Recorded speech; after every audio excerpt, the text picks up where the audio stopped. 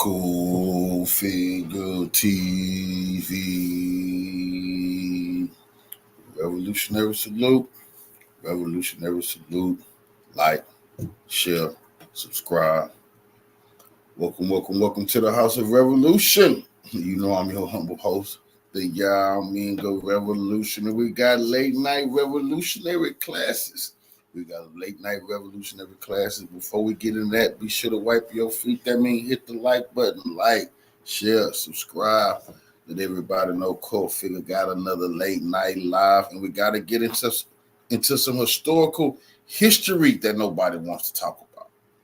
We got to get into some historical history that the whole world needs to be grateful for. That good dinner, man. I'm finna put it together when I push play, brother. Salute, family. But this is what should be taught in all of the schools about when our people civilized the world, brought them out of darkness, taught them everything they know. And this is a historical fact that can't be hidden. There's been a lot of talk in recent years about China colonizing Africa. In the unlikely event that that actually happened, it would not be the first colonial relationship between the two regions. In this episode, we'll discuss the first colonial relationship between those two regions, the one in which Africans were the colonizers of China. Colonization is defined as the action or process of settling among and establishing control over the indigenous people of an area. In the ancient world, a colony meant an altogether different thing philosophically than it does in our modern age. Back then, the colonizing relationship was not necessarily exploitative. It wasn't necessarily about appropriating the territory and natural resources of the colonized country for the material benefit of the colonizing power. Colonization in the ancient world, more often than not, was the complete opposite of that, and was done with the intent to enrich the colonized territory, materially and spiritually, and civilize or upgrade its people's lives. So what did Africa have to do with China all those many years ago? Well, to start with, the people of China for the last century have been taught that the Chinese people evolved separately from the rest of the world and were descended from Peking Man, a pale-skinned, remote evolutionary ancestor. But a recent heavy-duty international study undertaken by Chinese scientists and multinational academics has confirmed that the Chinese people did not originate from Peking Man in northern China, as was once believed, but rather they had originated from Negroes in East Africa. When this news broke in China, it came as a total shock to the Chinese people. It was especially crushing for those Chinese who held racist views and who were suddenly forced to see at the pinnacle of their cherished and proud ancestry and history, Negroid Black Africans. Professor Jin Li, one of China's leading geneticists, led this monumental research project with an international research team that included Russians, Indians, Brazilians, and researchers from many other nations. Professor Jin Li actually had set out originally to prove that the Chinese people evolved separately from everyone else. Nobody via Homo erectus civilized the China. world. However, he ended up proving that the modern Chinese actually originated in East Africa. Professor Jin Li's research was based on DNA tests at the National Human Genome Center in Shanghai, China. Following the research, he stated, "Before the project started, I was hoping that I could identify or could be able to find the evidence that supported an independent origin of Chinese in China.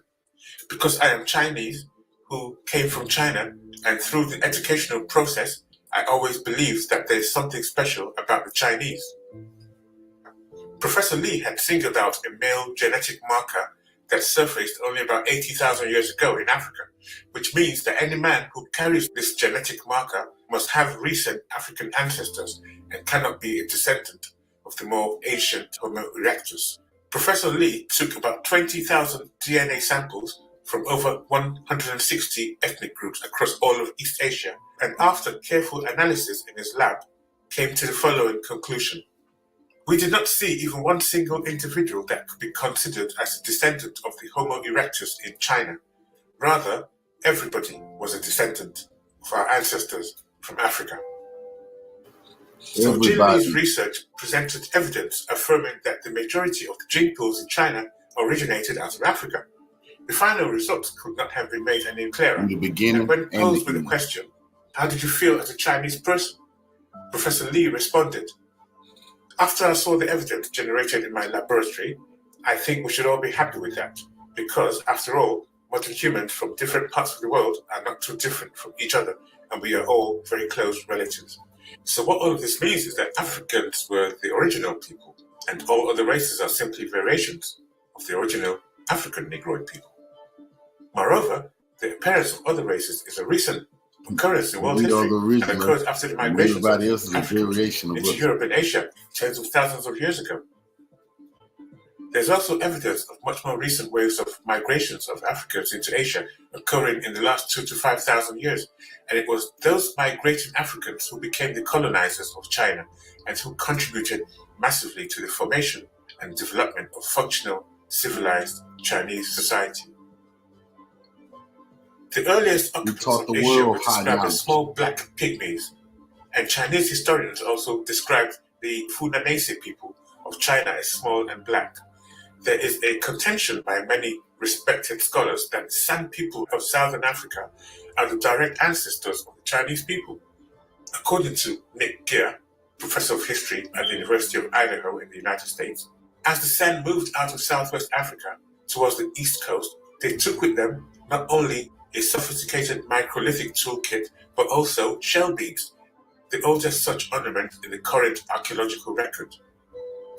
One scientist has speculated that trading those beads plus the San policy of sharing meat were advantages in their survival during their long journey to Asia. The Ainus, Japan's oldest known inhabitants, traditionally referred to a race of black dwarfs who inhabited Japan long before they did. The Ainu people originated in Egypt and are recorded as having made large migrations to the ancient continent, taking with them thousands of years of African knowledge and influence.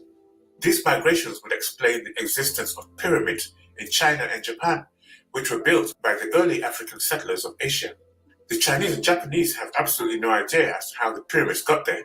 China's pyramids are located near Xianfu City in the Shenxi province. The Japanese pyramids were made of stones, not indigenous to Japan. Several underwater pyramids have been found, such as the Yonaguni Pyramid in Japan, which is a step pyramid very similar to the step pyramid of Saqqara in Egypt, testifying to the extremely ancient settlement of Africans in these regions. According to Chancellor Williams, author of The Destruction of Black Civilization, ancient China and the Far East, for example, must be a special area of African research. How do we explain such a large population of blacks in southern China, powerful enough to form a kingdom of their own?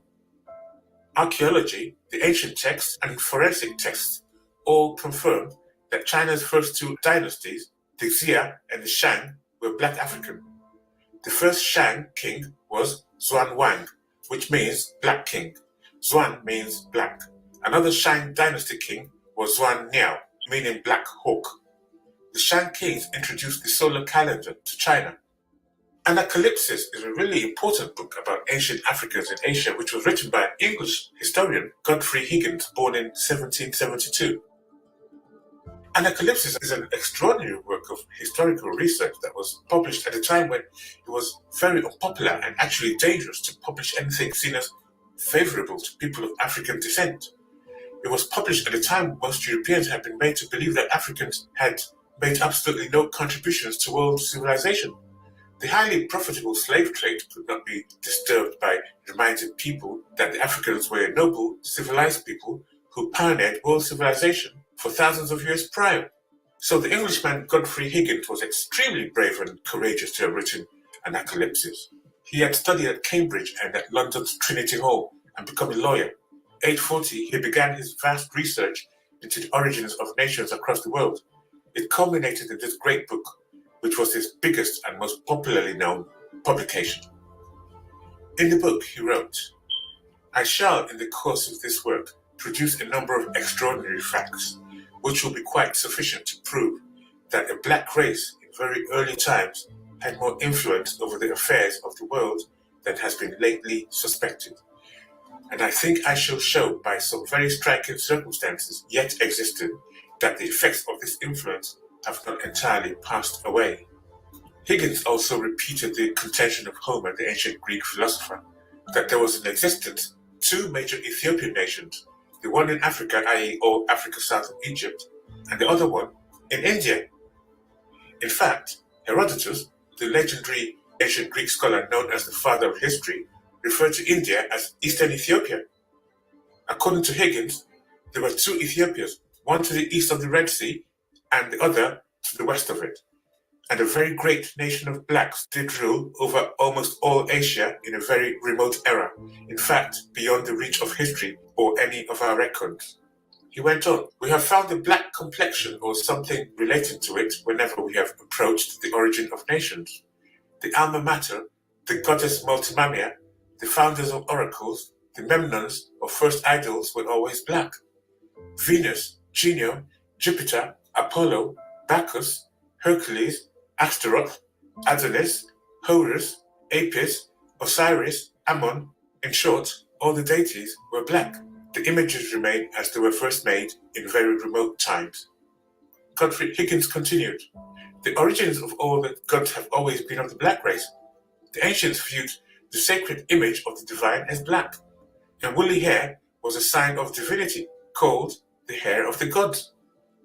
In my essay on the Celtic Druid, I have shown that a great nation called Celtae, of whom the Druids were the priests, spread themselves almost over the whole earth, and are to be traced in the gigantic monuments from India to the extremities of Britain. Who these can have been, but the early individuals of the black nation of whom we have been treating, I know not, and in this opinion I am not singular. Chinese legends refer to eras of divine dynasties, one being the epoch of the 5 emperors. The first emperor, known as Fu Xi, who lived from 2953 BC to 2838 BC, well over 5,000 years ago, is described as being, quote-unquote, a woolly-haired Negro. This modern-day drawing of the emperor was the closest to match that description we could find. Apparently, no artist in China has yet found it worthy to offer a representation of their first emperor that matches his actual description. Fu Xi is credited with establishing government, originating social institutions and cultural inventions in China. He taught his people to fish with nets and rear domestic animals. Fu Xi was the first to develop writing, organize sacrifices, and taught the worship of the gods, whom he saw as helpers and assistants of the Supreme Being. Also, the Chinese state that marriage was instituted by Fu Xi, sexual relations having been previously unrestricted, wrote J.A. Rogers in his famous work Sex and Race. We often take for granted the social and cultural norms in existence across the world. We assume that conventions like marriage, religion, the law, education, the calendar of weeks, months, and years, and so on, have always been with us, but they haven't. It took thousands of years of Africans actually going around the world and introducing these civilized ways and concepts to the world's people for these ideas to become the quote-unquote normal way of doing things that they are today. So Fu Xi was a woolly-haired Negro and the father of the Tai Chi philosophy of Yin and Yang. He was also the originator of the oracle of the I Ching, or the Book of Change, dating back to 909 BC, known to be the oldest and most revered system of prophecy that has influenced the most eminent philosophers of Chinese medicine and thought. Ancient Chinese medicine dates back to the Shang dynasty, founded by the African king Tang around 1500 BC. The Shang and the Chu dynasties were credited with bringing together the elements of Chinese medical concepts. The Shang was given the name Na Qi. Na means black, Qi means man. Na Qi, black man. For the migrating Africans, the promotion of spirituality wherever they went was a recurring feature. The emergence of the Buddha cult in Chinese culture led to the enthronement of African spiritual concepts and principles in the nation of China. The religion had migrated from the other Ethiopia, the one in India, next door to China. Legendary historian Sheikh Anta Diop tells us that Buddha was reported to be a migrating African priest from Egypt. The conventional mainstream story of Gautama Buddha, who was the first of the Buddhas, is that he was an Indian prince born into an Indian royal household. But it's a story that contradicts the visual representation of this personality. We see, for instance, that in almost all the portrayals of Buddha as a statue, he is consistently portrayed as an African with cornrow curly hair, and not with the straight hair of the Indians or the Asians that we should expect if he were truly an Indian. The truth is that all portrayals of Gautama Buddha as a statue or idol in almost all the Buddhist temples all over India and China and the rest of Asia and Oceania depict Gautama Buddha with African Negro physiognomy. And then there's the story of Bao Zeng, the black Chinese Lord of Justice. Bao Zeng, who lived from 999 to 1062, commonly known as the Lord Bao, was a government officer during the reign of Emperor Renzong in ancient China's Song dynasty. During his 25 years in civil service, Bao consistently demonstrated extreme honesty and uprightness, with actions such as sentencing his own uncle, impeaching an uncle of Emperor Renzong's favorite concubine, and punishing powerful families. His appointment from 1057 to 1058 as the prefect of Song's capital, Kaifeng, where he initiated a number of changes to better hear the grievances of the people, made him a legendary figure in China. Nicknamed Justice Bao, Bao Zeng today is respected as a cultural symbol of justice in China. Drama stories about him have appeared in a variety of different literary and dramatic mediums and have enjoyed extreme popularity across China. In Chinese legends, he is described as a black man and he is portrayed in blackface in Chinese operas and plays till this day. The famous Chinese sage Lao Tse, born around 600 BC by tradition, was quote-unquote black in complexion. Lao Tse was described as marvelous and beautiful as jasper. Magnificent and ornate temples were erected for him, inside of which he was worshipped like a god, according to the Atlanta Black Star. H. Imbert, a French anthropologist, said in his book, Les Negritos de la Chine, the Negroid races peopled at some time all the south of India, Indochina, and China. The south of Indochina actually has now pure Negritos as the Semangs and mixed as the Malays and Sakes. Even the sacred Manchu dynasty shows this Negro strain. The lower part of the face of the Emperor Puyi of Manchukuo, direct descendant of the Manchu rulers of China, is most distinctly Negroid. The article also points out the research of Professor Chang Xing Lang and stated that these professors, through their research and studies, believe that a Negro empire actually existed at the dawn of the country's history, citing evidence of substantial populations of blacks in early China, including finding reports of a major kingdom ruled by blacks being frequently mentioned in historical Chinese history documents, and Chinese chroniclers report that a Negro empire existed in the south of China at the dawn of that country's history. And the African dominance of foreign nations went beyond China. According to Godfrey Higgins, Funan is the name given by Chinese historians to the earliest kingdom of Southeast Asia. Its builders were black people known as Khmers, a name that loudly recalls ancient Kemet, Egypt. In remote antiquity, the Khmers seem to have established themselves through a vast area that encompassed Myanmar, Cambodia, Laos, Malaysia, Thailand, and Vietnam. Higgins continued, it was the opinion of eminent historian Sir William Jones that a great nation of blacks formerly possessed the dominion of Asia and held the seat of empire at Sidon. These must have been the people called by Mr. Morris Cushites, described in Genesis, and the opinion that they were blacks is corroborated by the translators of the Pentateuch, called the 70, constantly rendering the word Kush by Ethiopia. The religion of Buddha of India is well known to have been very ancient. In the most ancient temples scattered across Asia, where his worship is yet continued, he is found black as jet, with the flat face, thick lips, and curly hair of the Negro. Several statues of him may be met with the East India Company. There are 2 exemplars of him brooding in the face of the deep upon a coiled serpent. To what time are we to allot this Negro? He will be proved to have been prior to Krishna. He must have been prior to or contemporaneous with the Black Empire supposed by Sir William Jones to have flourished at Sidon, Lebanon. The religion of this Negro god is found by the ruins of his temples and other circumstances to have been spread over an immense extent of country, even to the remotest parts of Britain, and to have been professed by devotees inconceivably numerous.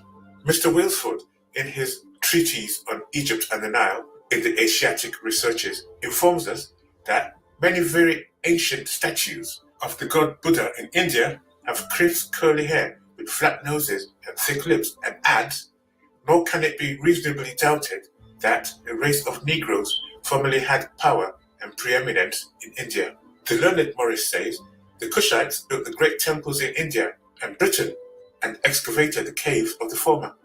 And the learned mathematician Reuben Burrow has no hesitation in pronouncing Stonehenge to be a temple of the black curly-headed Buddha. So there we have it. African settlers taught the Chinese to read and write, to domesticate animals, to get married, taught them the spiritual sciences, medicine, and how to use a calendar and dates, taught them statehood and administration by way of the first empires and many other conventions, the very building blocks of their modern civilization. The African colonization of China wasn't unique to China.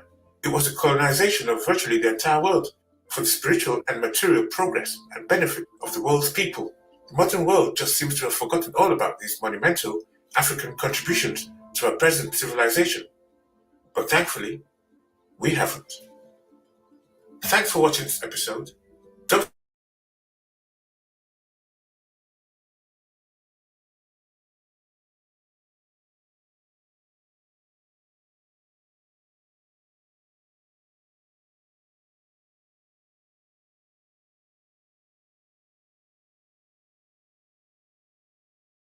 Taiwan? Actually, none of the above. This little map is not from those regions or nations on the Asian continent.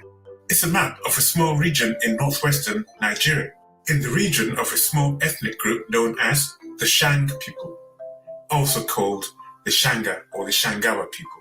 They number just over 30,000 today, but were once a lot more substantial in number, with earlier generations having been assimilated into the much larger ethnic groups of the region, such as the Hausa, Fulani, and Yoruba.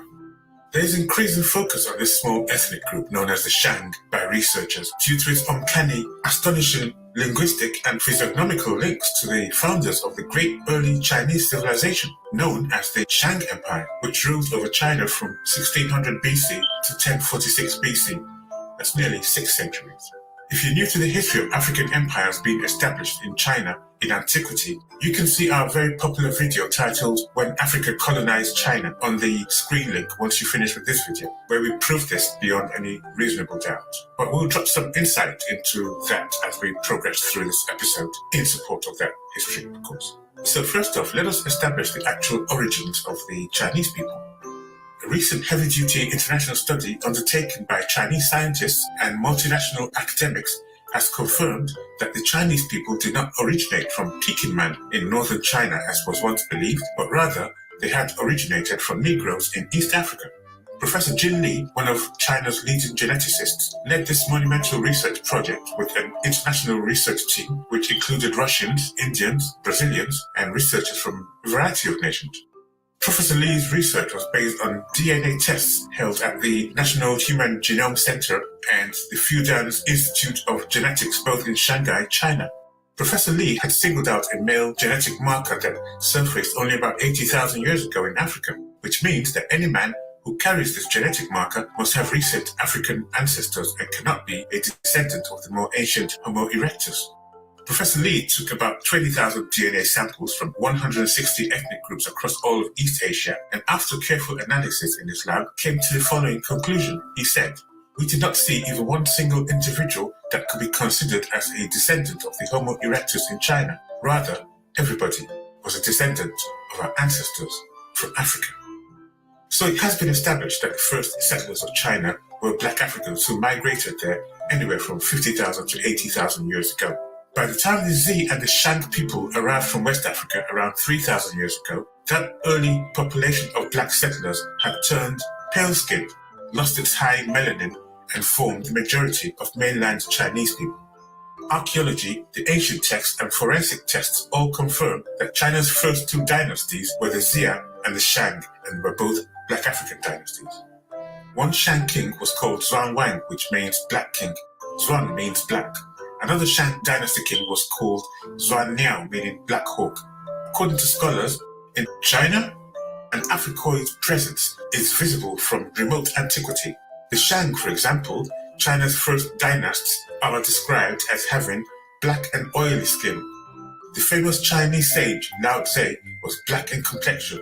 By the way, African presence went beyond China and into Japan and all of Asia in the ancient world. According to research, Funan is a name given by Chinese historians to the earliest kingdom of Southeast Asia. Their records expressly state that, for the complexion of men, they consider black the most beautiful. In all the kingdoms of the southern region, it is the same. The first kingdom in Vietnam was the kingdom of Lin Yi. Its inhabitants possessed black skin, eyes deep in the orbit, nose turned up, hair frizzy at a period when they were not yet subject to foreign domination, and preserved the purity of this type. The fate of the black kingdoms and the black people of Far East Asia must be tied to increased pressure from non-Africoid peoples pushing down from Northern Asia, according to scholars. In the ethnology of the Japanese race, the writer Reverend Bodhi attempted to document what he considered a prominent and indelible African strain running through early Japanese history, and that the Japanese people are at least in part Asian Negroes. Referencing the work of pioneer ethnologist and anthropologist James Cowles Pritchard, Reverend Bodhi wrote that they're also described as having peculiar features, crisp hair, and dark complexion. Besides their Negro features, which are very observable, the early Japanese historians themselves have described for us the black barbarians of the South, who in an age which antedates authentic history came from the South in ships and settled in Japan. These immigrants mingled and amalgamated one with another and with the natives, and in time became a homogeneous race whose predominating physical characteristics bespeak the unmistakable presence of a large Negro element. The LA Times also notes in a scientific report that populations from East Asia always derived from a single lineage, indicating the single origins of those populations. It is now probably safe to conclude that modern humans originating in Africa constitute the majority of the current gene pool in East Asia. As for the African presence in early China, there is evidence of substantial populations of an African substratum in the earliest periods of Chinese history, and reports of major kingdoms ruled by Africans are frequent in Chinese documents. The Shang dynasts of ancient China are described as having black and oily skin. According to Chinese professor Xun Senling, the earliest documented rulers in China were referred to as Xuandi, a phrase that translates to Black Emperor. The Xi dynasty is regarded as the first Chinese dynasty, but there's a lack of documentation about this dynasty, and therefore precious little is known about the Xi period. But we do know that there were black Africans and were ethnically related to the Shang, who succeeded them. More on that later. The Shang dynasty is the earliest recorded Chinese dynasty supported by archaeological evidence. 31 Shang kings in total ruled much of the area along the Yellow River. Under the Shang dynasty, there were advances in maths, astronomy, art, and military technology. They used a highly developed calendar system and an early form of modern Chinese language, according to Leonie Xiaofeng. The capital city of the Shang dynasty was named Anyang, and incidentally, there is a region today named Anyang in Nigeria, and many people are given the name Anyang at birth. It's a name that is extremely common among groups there who share cultural ties with the Shang of Nigeria. Anyang became the capital of the Shang dynasty around 1300 BC under King Pan Geng. Anyang is believed to be the city that Shang kings ruled from for more than 2 centuries, with altars, temples, and palaces located at the center. Surrounding the political center were artisans comprising an industrial area of stone carvers, bronze workers, potters, and others, and then small housing structures. So how does all this information relate to the small numbered Shang tribe of Nigeria? Well, for starters, they share the same name, Shang. There's only one ethnic group known as the Shang in all of Africa, and it's them, this little tribe of 30,000 in northwestern Nigeria. They also share uncanny similarities with the Chinese Shang. 3,000 years ago, the ancestors of the Shang lived in the region just below the Nile Valley, from where they were gradually forced to flee southwards with the increased desertification of the Sahara, as well as by foreign invasions by Muslim Arabs. We believe that the ancestors of the Shang people migrated out of Africa from this point somewhere before 1600 BC and established themselves in China and began the dynasty known as the Shang dynasty of China and ruled over that nation for 600 years. In African cultures, to be the traditional ruler of an ethnic group, your lineage must lead directly to the ancient founders of that group. And here, we see the traditional ruler of the Shang people today. Interesting look, wouldn't you say? Here are a few names of the districts in the land of the Shang people of Nigeria, in their local government area as it's called, similar to a county. Basically, these are the districts of the county of the Shang people of Nigeria. And we have names like Takwari, Sawashi, Kawara, Undeji, Bunkuji, Zariawa, Bandakwai. So if the Shang people of Nigeria are the descendants of the founders of the Shang dynasty, which ruled China for 600 years, we should expect to see some elements of Nigerian Shang vocabulary in the modern Chinese language of Mandarin today, shouldn't we? Well, we've done the research on that, and it's based on primary research conducted by Roger Blench, Chief Research Officer at the K. Williamson Educational Foundation, very strong researcher into the Shang people of Nigeria. So there should be words which the Shang ethnic group of Nigeria speak today that ought to be similar, in fact the same, as the Mandarin Chinese, especially because researchers state that the Shang dynasty spoke an old form of the modern Chinese language. So as far as word similarities, here's what we found. Oh, by the way, please note that in the following words, we've included not just the spelling of the words in Chinese, but also the pronunciation as provided by an online Chinese language platform, which we reference below. So let's have a bit of fun here and check out the linguistic connections between the Shang language of Nigeria and modern-day Mandarin Chinese. Number 1, Yini, Yi. Number 9, Kudabuk, Ku. Husband, Zan, Zan. Beard, Zu, Zu. Wind, Seng, Feng. Love, Xin, Xi. See, a lot of these Chinese words are confusing when written in English. Maybe someone's trying to hide something, but words like Shi, S-H-E, are spelled as X-I, and so on. And you don't really know what X-I is supposed to sound like, but luckily, we have a Chinese platform where the pronunciation audio is attached to each Chinese word, so we know what they sound like when pronounced. We have included such words here and their pronunciation. Now, according to linguistic experts, when two different regions share many basic everyday words like come, go, stand, sit, stop, and so on, it is evidence that they once lived together in the same place because those basic words seldom change even after thousands of years. More complex words are altered or replaced through the passage of time and by interaction with other groups, but the basic words stay the same or very close to the same right through millennia. So here goes. Floor, debe, dibber. Meat, nam, nan. Drink, hua, hua. Water, shir, shir. Power, zi, shi. Shame, za, sha. Arrive, ba, ha. Sit down, shisha, shisha. Arrive, ba, bo. Book, bo. Wisdom, she. Sing, bom, hum. Knife, shun, shun. Well, jun. Weave, huen, chi. Now, what are the chances that a small, diminishing remote tribe of 30,000 in rural Nigeria would coincidentally share the same unusual, complicated term for clothes weaving with Mandarin China? But we carry on. Leaves, ajang, jang. Chest, jan, jan. Cold, doi, do. Bone, ku, gu. Hippopotamus, hem, hema. Sock, ham, han. Owl, ju. Go, jungo, jung. Climb, kaye, paye. Star, je. Hold, ban, ba. Spear, ban, pian. Build, shan, jan. Vagina, she, ji. Ask, fen. Wash, jibi. Road, gavia. Gavia, return, Goi, Goi, drum, Gugong, Huntong,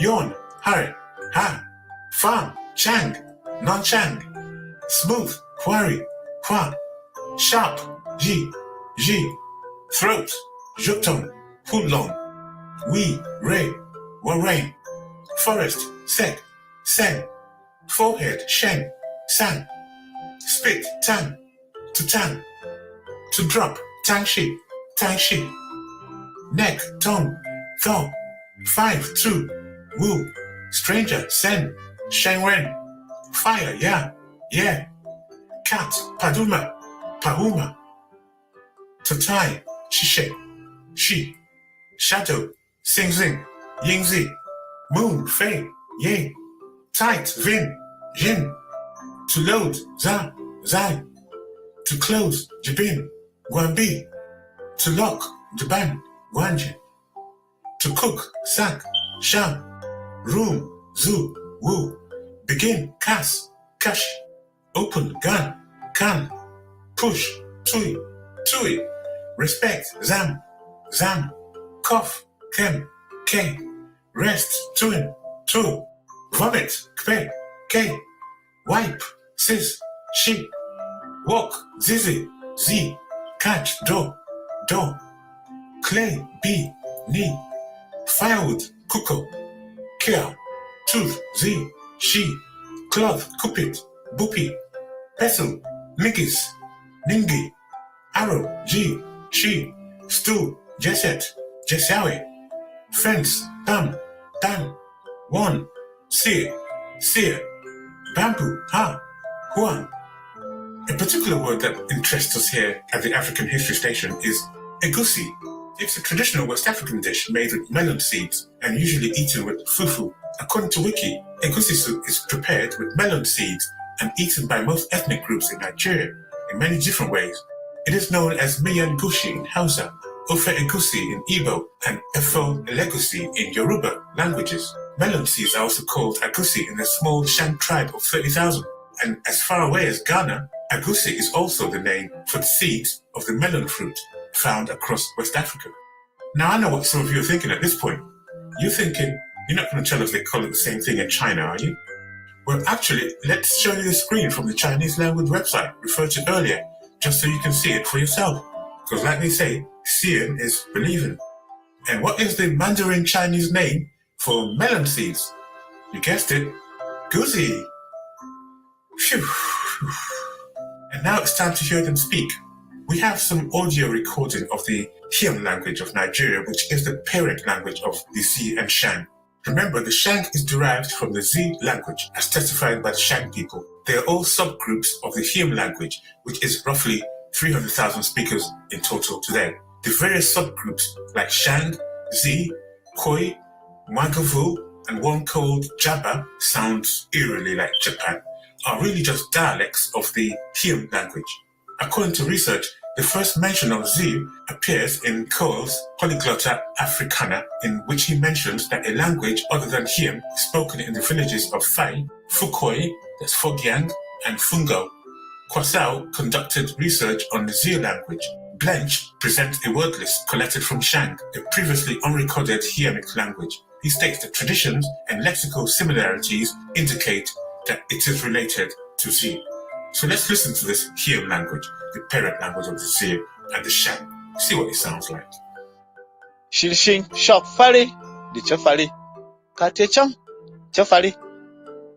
Jesu tam da kate chang chafali kushu, kate shaharo, ka kate shawiro. Yomono kuziziri ho kate shaharo. Ranu Jesu tang, di hira. Zamba jor kate shawiro. Kayi kuruponi, kajiri garnum, di fongoro.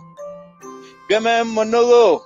Hiraro wo hyonsanyang chikia kurisu dariko. Dinang heri hwabi jor kate shaharo kushwa dor kate. Again, are you thinking what we're thinking? So what we've posited here is that in very remote times, a large number of the Zi people, then based in the northwestern Sahel of West Africa, made their way out of the continent and headed eastwards to Asia. The Sahara's desertification probably led to a debate within the group over whether to head east or south. Some chose to go south, and some, perhaps a larger group, decided to head east, which ultimately led them out of Africa. The Z nobles established the first dynasty known as the Z dynasty. Interestingly, although it's spelled Xia, the actual pronunciation is Z. So the Z dynasty ruled for centuries, and then the last emperor named Ji was a tyrant, reportedly, and this made a subsection of the Z group, the Shang, decide to overthrow him. This began the Shang dynasty, which ruled over China from 1600 BC to 1046 BC. There's also another subgroup of the Heian language called the Mwagavu. They display an astonishing similarity to the Chinese language to the point that scholars have actually noticed. As noted by one of them, the Mwagavu people also share a lot of attributes with some of the Asian groups, particularly the Chinese, Japanese, and the Koreans. This can be seen in the accent, intonation, pronunciation, naming of places and people. A lot of other tribes outside often cajole the Mwagavu people as the Chinese due to their synonymic way of naming people, functions, and ways of communication. Namfuang, a Mwagavu student in Ahmadu Bello University in Zaria, Nigeria, was playfully teased by his lecturer in a course titled Comparative Administration and Governance of Countries to write on China due to the synonymic nature of his name to the Chinese, both in terms of spellings and pronunciation. He was asked to create a relationship between the two groups, and at the end, he created good semblances. The Chinese use a lot of wordings with the same spelling and pronunciation with the Mwagavu people. Good examples of them are Nantong, Nanking, Nanqing, Nanfuang, Nanchang, Nankin, Nanta, Qing, Nankin, Nanji, Yen, Ninan, Talang, Pil, Tarieng, Taweng, Pan, Nabam, Katbam, Naijen, and Nandong, among others. These words rhyme in their mode of pronunciation and also in the way they are being spelled. The Mwagavu people name people after such names, but the Chinese name not only people, but events, equipment, and natural features such as mountains, valleys, and natural rivers. In attributes such as humane nature, passion for learning, adventure, chastity, brotherliness, communalism, and other issues of morality of the two groups are alike. In summary, the nouns tally and also rhyme with the way they are being pronounced. What needs to be verified are the verbs. Mian or Yao is a group of related languages spoken by the Yao people, a Bantu group in Malawi, Mozambique, and Tanzania. They're also called Wayao. They speak the same thing in terms of nouns and verbs with the Mian tribal group of China today. If the Yao can trace the origin of their language from China with sufficient facts, what will then stop the Mwagavu man and other tribes or related groups from the Niger-Congo family from doing the same, since they shared a lot of wordings and pronunciations in common and in practice? Bali is spoken in Indonesia and at the same time in the Democratic Republic of Congo, and so also is Sotho, which is spoken in Lesotho, South Africa, and Botswana. Sometime in the 13th century BCE, the Shang kings abandoned their settlement north of the Huan River in Anyang and founded a new capital in its southern banks. Here they built palaces and temples in a city that became one of the largest urban centers of the ancient world. The ancestors of the Shang had a writing system similar to the hieroglyphs of their nearby neighbors in Nubia and Kemet and took that with them to China. This explains the similarity between Chinese and African hieroglyphs, which are both non-alphabetical but logographic, with meaning read into the symbols. Just before we leave, we'll talk about hats. The hundreds of ethnic groups across West Africa wear a variety of traditional headgear, but the Shang, at least the ones that have not been assimilated by surrounding Islam, as well as the Wanjavu and others of the Hamitic language group, uniquely wear this traditional hat. Where else have we seen the mass use of this style of hat? Phew. In conclusion, we believe that there's more than enough evidence to warrant a thorough investigation of what appear to be clear connections between the Xia and Shang dynasties of China and the Xi and Shang people of Nigeria and West Africa. It will be amazing to see what large-scale DNA testing and studies would reveal. But here at the African History Station, we strongly believe that there is a there.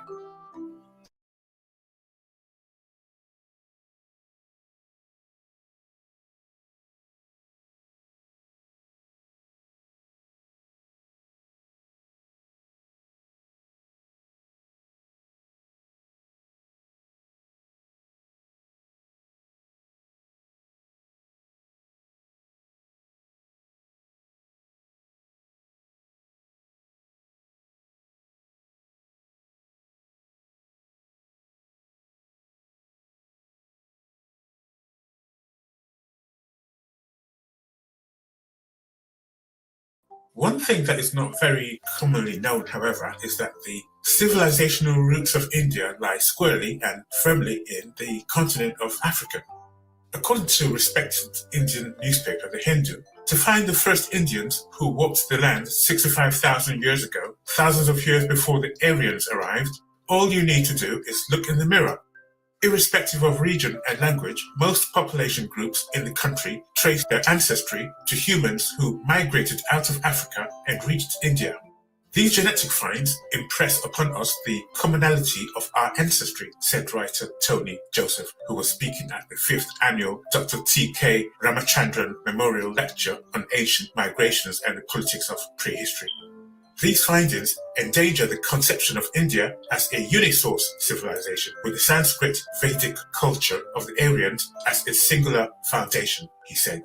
While the Aryan culture is an important component of Indian civilization, it is neither the only component nor the earliest. We fail to notice the imprint that the mastery of the Harappan civilization, which predates the arrival of the Aryans, has left on our culture, he said. And still another document from ancient times, the Itinerarium Alexandri, says that India, taken as a whole, beginning from the north and embracing what of it is subject to Persia, is a continuation of Egypt and the Ethiopians. Mainstream history says that the first ever journey from Africa to India was made by Vasco da Gama in 1498. But a quick look at some sculptural artwork at the famous Karnak Sun Temple, built in 1295, shows something that demolishes that idea completely. It's of an African king atop an elephant, surrounded by distinctly African-looking courtiers, and incredibly, a giraffe. And giraffes exist in Central and Southern Africa and nowhere else on Earth. It's all depicted with incredible accuracy. So this carving clearly proves that Black African explorers sailed to India in mighty ships large enough to comfortably store giraffes, a full 250 years before Vasco da Gama. At this point, it is essential to emphasize that recent scientific studies of DNA confirm our understanding that modern humanity originated in Africa. These studies show without doubt that African people are the world's original inhabitants, and all modern humans can trace their ancestral lineage back to Africa. The primordial migrations of early African people were pivotal. Without these movements, humanity would have remained exclusively Africoid, and regions beyond the African continent would have lacked human life altogether. This knowledge underscores the interconnectedness of all human beings and highlights the rich and diverse tapestry of our shared ancestry rooted in Africa. India, like many other regions, bears witness to the profound influence and contributions of Black people in shaping some of the world's earliest and enduring civilizations. Godfrey Higgins was a courageous English historian born in 1772 who wrote a great work titled Anacalypsis, a significant work delving into the ancient African presence in Asia. Published during a time when it was dangerous to advocate for the positive contributions of people of African descent, Anacalypsis stood out as an exceptional piece of historical research. At that period in history, most Europeans were misled into believing that Africans had made no substantial impact on world civilization. This prevailing misconception served the interests of the highly profitable slave trade, making it dangerous to acknowledge the noble and civilized history of Africans who had pioneered world civilization for thousands of years. In this hostile climate, Higgins, a graduate of Cambridge and London's Trinity Hall, and a practicing lawyer, exhibited exceptional bravery. Embarking on extensive research into the origins of nations worldwide, he fearlessly authored Anacalypsis at the age of 40. This monumental work became his most renowned publication, shining a light on the rich and overlooked history of ancient Africans in Asia and across the world, despite the risks involved. In the book, he wrote, "I shall, in the course of this work, produce a number of extraordinary facts, which will be quite sufficient to prove that a Black race in very early times had more influence over the affairs of the world than has been lately suspected. And I think I shall show by some very striking circumstances yet existing that the effects of this influence have not entirely passed away." Higgins repeated the declaration by Homer, the ancient Greek philosopher, that there was in existence two major Ethiopian nations, the one in Africa, i.e. all Africa south of Egypt, and the other one, India. In fact, Herodotus, the legendary ancient Greek scholar known as the father of history, referred to India as Eastern Ethiopia. According to Higgins, there were two Ethiopias, one to the east of the Red Sea and the other to the west of it, and a very great nation of blacks did rule over almost all Asia in a very remote era, in fact, beyond the reach of history or any of our records. It was the opinion of Sir William Jones that a great nation of blacks formerly possessed the dominion of Asia and held the seat of empire at Sidon. These must have been the people called by Mr. Morris Cushites, described in Genesis, and the opinion that they were blacks is corroborated by the translators of the Pentateuch, called the 70, constantly rendering the word Cush by Ethiopia. The religion of Buddha of India is well known to have been very ancient. In the most ancient temples scattered throughout Asia, where his worship is yet continued, he found black as jet, with a flat face, thick lips, and curly hair of the Negro. Several statues of him may be met with in the Museum of the East India Company. There are two exemplars of him, brooded in the face of the deep upon a coiled serpent. To what time are we to allot this Negro? He will be proved to have been prior to the god called Krishna. He must have been prior to or contemporaneous with the Black Empire, supposed by Sir William Jones to have flourished at Sidon. The religion of this Negro god is found by the ruins of his temples and other circumstances to have been spread over an immense extent of country, even to the remotest parts of Britain, and to have been professed by devotees inconceivably numerous. Mr. Wilford, in his treatise on Egypt and the Nile, in the Asiatic Researches, informs us that many very ancient statues of the god Buddha in India have crisp curly hair with flat noses and thick lips, and adds, nor can it be reasonably doubted that a race of Negroes formerly had power and preeminence in India. This is confirmed by Mr. Morris, who says, the figures in the Hindu caverns are of a very different character from the present race of Hindus. Their countenances are broad and full, the nose flat, and the lips, particularly the underlip, remarkably thick. Higgins compared the findings to African artifacts, saying, this is again confirmed by Colonel Fitzclarence in the journal of his journey from India, and Morris, in the first volume of his Indian Antiquities, states that the figures in the caves in India and in the temples in Egypt are absolutely the same. In my essay on the Celtic Druid, I have shown that a great nation called Celtae, of whom the Druids were the priests, spread themselves almost over the whole earth, and are to be traced in their gigantic monuments from India to the extremity of Britain. Who these can have been, but the early individuals of the black nation of whom we have been treated, I know not, and in this opinion I am not singular. The learned Morris says, Cushites built the great temples in India and Britain, and excavated the caves of the former, and the learned mathematician Reuben Burrow has no hesitation in pronouncing Stonehenge to be a temple of the black, curly-headed Buddha. The famous Italian explorer Marco Polo, after visiting the Pandyan kingdom of India in 1288, wrote that, the darkest man here is the most highly esteemed, and considered better than the others who are not so dark. Let me add that in very truth, these people portray and depict their gods and their idols black, and their devils white as snow. For they say that God and all the saints are black, and the devils are all white. That is why they portray them as I have described. According to scholars, more than 1,000 years before the foundations of Greece and Rome, proud and industrious black men and women, known as the Dravidians, erected a powerful civilization in the Indus Valley. From these origins, African kings in India drove the region's commerce, culture, and belief systems. The Indus Valley civilization was at its height from about 2200 BCE to 1700 BCE. This phase of its history is called the Harappan, the name being derived from Harappa, one of the earliest known Indus Valley cities. In 1922, about 350 miles northeast of Harappa, another large Indus city, Mohenjo-Daro, was identified. Mohenjo-Daro and Harappa were apparently the chief administrative centers of the Indus Valley complex. And since their identification, several additional cities, including Chanhu-Daro, Kalibangan, Quetta, and Lothal, have been excavated. The Indus cities possessed multiple level houses enhanced by sophisticated wells, drainage systems, and bathrooms with flushing toilets. A recognized scholar on the Indus Valley civilization, Dr. Walter Fairservice, states that the Harappans cultivated cotton and perhaps rice, domesticated the chicken, and may have invented the game of chess, and one of the two great early sources of non-muscle power, the windmill. And historian Clyde Winters informs us that Ethiopians have had very intimate relations with Indians.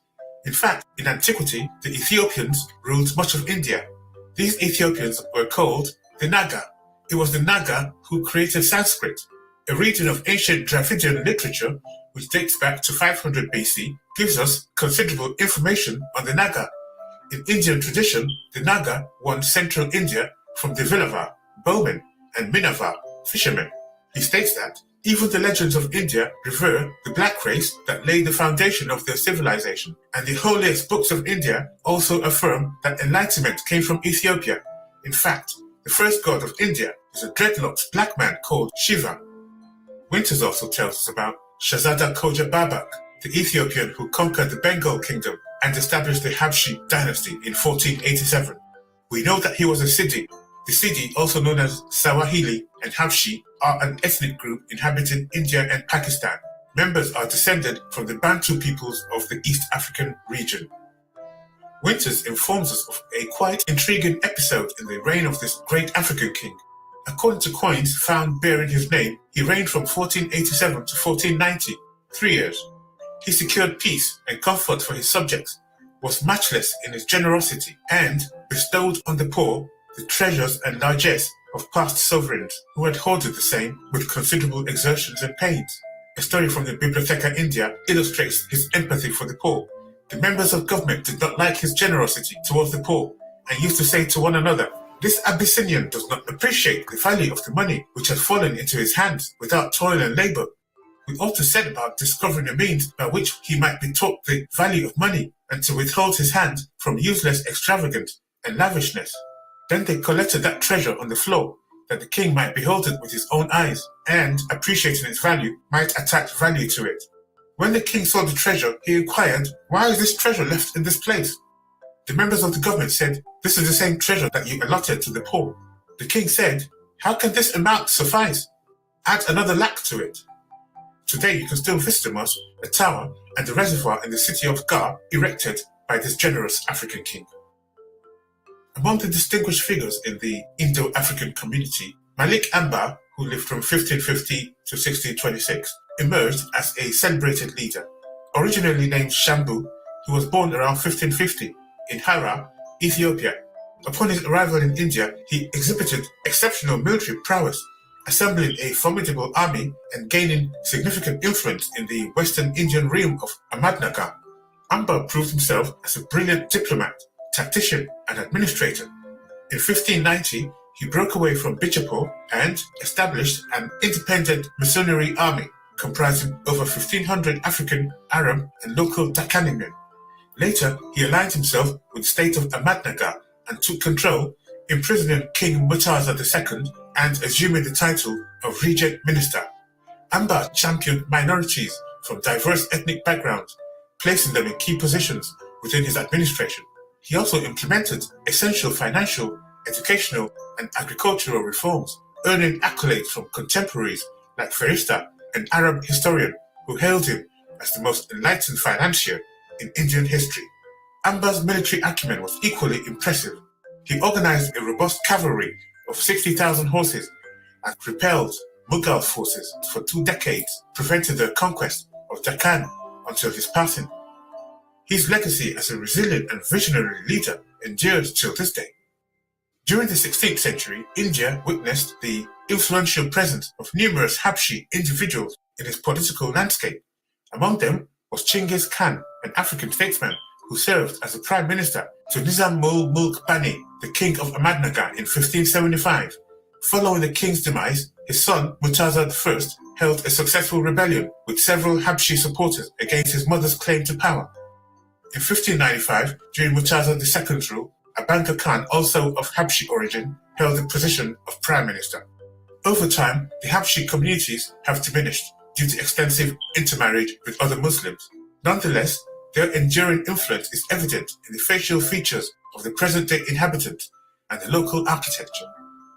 The individuals mentioned here represent just a fraction of the Abyssinian, Habshi, Ethiopian, and Dravidian rulers, leaders, and scholars who have significantly shaped contemporary India. Their historical presence underscores the need for further research, reaffirming what many already understand, that African men and women played a vital role in illuminating the path of civilization for India and the rest of the world. According to scholars, the decline and fall of the Indus Valley civilization has been linked to several factors, the most important of which were the increasingly frequent incursions of the white people known in history as Aryans, violent Indo-European tribes initially from Central Eurasia and later Iran. Indeed, the name Iran means land of the Aryan. According to legendary Senegalese historian Sheikh Anta Diop, there are two well-defined black races. One has a black skin and woolly hair. The other also has black skin, often exceptionally black, with straight hair, aquiline nose, thin lips, and acute cheekbone angle. We find a prototype of this race in India, the Dravidian.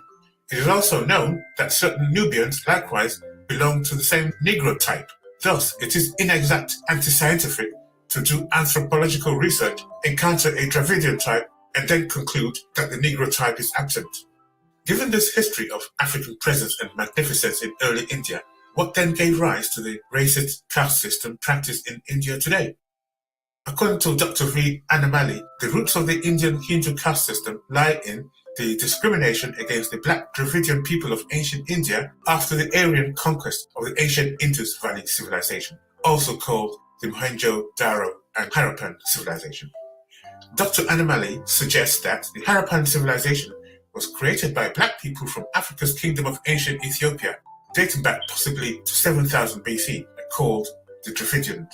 These black Dravidians of ancient India created a highly advanced civilization in the Indus Valley region, which included agriculture, building, and sanitation systems. The ancient Dravidian civilization in India was indeed prosperous and peaceful. Around 5000 BC, the region saw the arrival of nomadic groups from the Mediterranean, followed later by white Aryans from Central Asia between 3000 to 2000 BC. The Aryans, already adept in warfare and horse domestication, clashed with the settled Dravidian population. This conflict lasted for several centuries, led to intermarriage, and resulted in a mixed society with diverse skin tones. After the conquest, the Aryans classified the population based on their skin tone, with the purest white group at the top, followed by other groups of varied shades. This historical context highlights the complex interactions and social stratifications that occurred in ancient India, shaping the diverse population we see today. Positions, jobs, and trades were thus organized according to skin color, with the purest color white having access to the highest positions, right down to the last rank, reserved for those with the darkest skin tone, who were the black Dravidians. Indeed, the term Dravidian holds significance not only in its ethnic context, but also as a crucial language family spoken by over 100 million people, primarily in South India. This linguistic group comprises languages such as Tamil, which is the largest among them, along with Kannada, Malayalam, Telugu, and Tulu. It's interesting to note that the term Dravidian is believed to be an Aryan corruption of the Tamil language, highlighting the complex historical interactions between different linguistic and cultural groups in the region. The Dravidians were an unusually advanced seafaring people, with the Cholas in particular distinguishing themselves among the dominant maritime powers of their era. The great kings of Chola traded with Ethiopia and Somalia, Iran and Arabia, Cambodia and China, Sumatra and Sri Lanka, exporting spices and camphor, ebony and ivory, quality textiles and precious jewels. The Dravidian kingdoms and the Dravidian people were well known internationally. When Augustus became head of the Roman world, for example, the Dravidian kingdom sent him a congratulatory embassy. Dravidian poets describe Roman ships which carried bodyguards of archers to wards of pirates, while the Dravidian kings themselves employed Roman soldiers as bodyguards. In respect to the ancient East, at least one author has identified a Dravidian presence in the Philippines, noting that from India came civilized Indians, the Dravidians, from whom the savage Aryans learned. They began at least 500 BC and soon controlled the coast. The invasion of India by the Aryans led to significant changes in the existing civilizations. The Aryans, distinguished by their aggressive nature and glorification of martial virtues, gradually subdued much of northern India after centuries of intense conflict. Following that conquest, the Aryans established a rigid caste segmented social order in the vanquished territories. In this hierarchical system, the conquered blacks, known as Shudras, were essentially reduced to a state of servitude, serving the Aryans in various capacities. This new social structure was undeniably racist, with whites at the top, mixed-race individuals in the middle, and the majority of black people placed at the very bottom. The term used for social status, Varna, which was interchangeable with the concept of caste, literally translates to color or complexion. This term reflected and perpetuated a prevailing racial hierarchy, reinforcing the social divisions based on race and ethnicity. The consequences of this historical stratification are a testament to the enduring impact of these ancient societal structures on the fabric of Indian society. While it's true that some members of the black aristocracy managed to find a place within the dominant white social structure, the majority of the conquered black population faced a harsh reality. In the eyes of the whites, these masses were considered inferior, representing untruth itself. Over time, this harsh and racially based caste system, rooted in color-oriented discrimination, evolved into the foundational structure of Hinduism, the religion practiced throughout India. This deeply ingrained social hierarchy left a profound mark on the religious and cultural landscape of the country, shaping the lives and destinies of millions for centuries. The plight of the untouchables in India is a tragic tale of historical discrimination and social injustice. Comprising a significant percentage of black people in Asia, India's 160 million untouchables are the descendants of Aryan, Sudra unions and native black populations. These marginalized communities retreated into the remote hinterland of India in an attempt to escape the expanding Aryan influence, yet eventually succumbed to the Aryan sphere of dominance. To put their numbers into perspective, India's untouchables surpass the combined populations of several European countries such as England, France, Belgium, and Spain. Unfortunately, their status has changed little since ancient times. Presently, caste Hindus continue to impose restrictions on them, forbidding them from wearing shoes, riding bicycles, using umbrellas, or even holding their heads high while walking in the streets. In urban areas, untouchables are often crowded into squalid slums. In rural regions, where the majority of them reside, they are exploited as landless agricultural laborers, subjected to intimidation and terror, perpetuating their cycle of poverty and discrimination. This systemic oppression remains a dark stain on India's social fabric, highlighting the urgent need for comprehensive social reform and equal rights for all. So the utterly barbaric treatment of these descendants of the African founders of Indian civilization remains a tragic cultural stain, a putrid reproach on the heritage of this nation. Nawab Sidi Haidi Khan served as the ruler of Sachin, an African ruled state established in Gujarat in 1791. This unique state boasted its own cavalry, state band with African members, distinctive coat of arms, currency, and stamped paper. The influence of Africans extended not only to the Deccan sultanates in southern India, but also along the western coast. They sometimes seized power collectively, forming groups like the Abyssinian Party in Bengal in the 1480s, or individually, as seen with leaders like Sidi Masood in Adoni and Malik Ambar in Ahmadnagar. Many of these African figures from the past have left a significant mark on history, yet their ethnicity has often been overlooked or forgotten, intentionally or unintentionally, similar to experiences in many other parts of the world. Dr. Sylvain A. Diouf of the Schomburg Center says Africans were successful in India because of their military prowess and administrative skills. African men were employed in very specialized jobs. They were able to rise through the ranks, becoming generals, admirals, and administrators. The spiritual traditions of the country are easily traceable to Africa, of course, and scholars have observed that manifestations of the Buddha in Asia are black, with woolly hair. They all appear to be Egypto-Nubian priests who fled Egypt. The priests carry their spiritual knowledge, but lost much of the scientific knowledge for obvious reasons. The well-known aspects of Buddhism and its companion yoga are all Egypto-Nubian priesthood practices. Meditation and the belief that one could attain a godlike state if the soul was liberated from the body through knowledge and denial. In a monumental two-volume work entitled A Book of the Beginnings, originally published in 1881, Gerald Massey recorded that it is certain that the Black Buddha of India was imaged in the Africoid type. In the black gods, whether called Buddha or Sutnasi, we have a datum. They carry in their color the proof of their origin. The people who first fashioned and worshipped the divine image in the Africoid mold of humanity must, according to all knowledge of human nature, have been Africans themselves. For the blackness is not merely mystical. The features and the hair of Buddha belong to the black race. In the second decade of the 16th century, a European traveller named Armando Cortesao noted that the people who govern the kingdom, Bengal, are Abyssinians, Ethiopians. These men are looked upon as knights. They are greatly esteemed. They wait on the kings in their apartments. The chief among them are eunuchs, and these come to be kings and great lords in the kingdom. Those who are not eunuchs are the fighting men. After the king, it is to these people that the kingdom is obedient from fear. The Sidis were a tightly knit group, highly aggressive and even ferocious in battle. They were employed largely as security forces for Muslim fleets in the Indian Ocean, a position they maintained for centuries. The city commanders were titled admirals of the Mughal Empire, received an annual salary of 300,000 rupees. According to Ibn Battuta, the noted Muslim writer who journeyed through both Africa and Asia, the Sidis are the guarantors of safety on the Indian Ocean.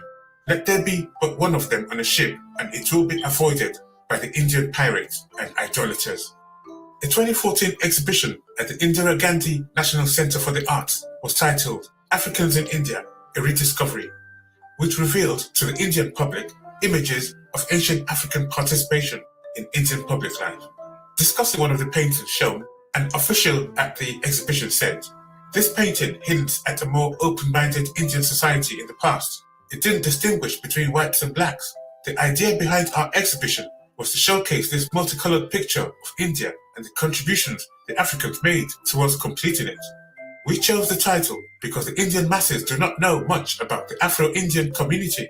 Through these stories, people will know that Africans did not come to India yesterday and will get an insight into the rich history of Afro-Indians. Even DUI students of African studies said they didn't know so much about the African contribution until they came here. So you can imagine how much the common man knows. What we Indians basically need to do is revisit the past. The past will open our eyes to the present and future, and maybe we will find our famed tolerance and open-mindedness that we left behind somewhere back in time." Thanks for watching this episode.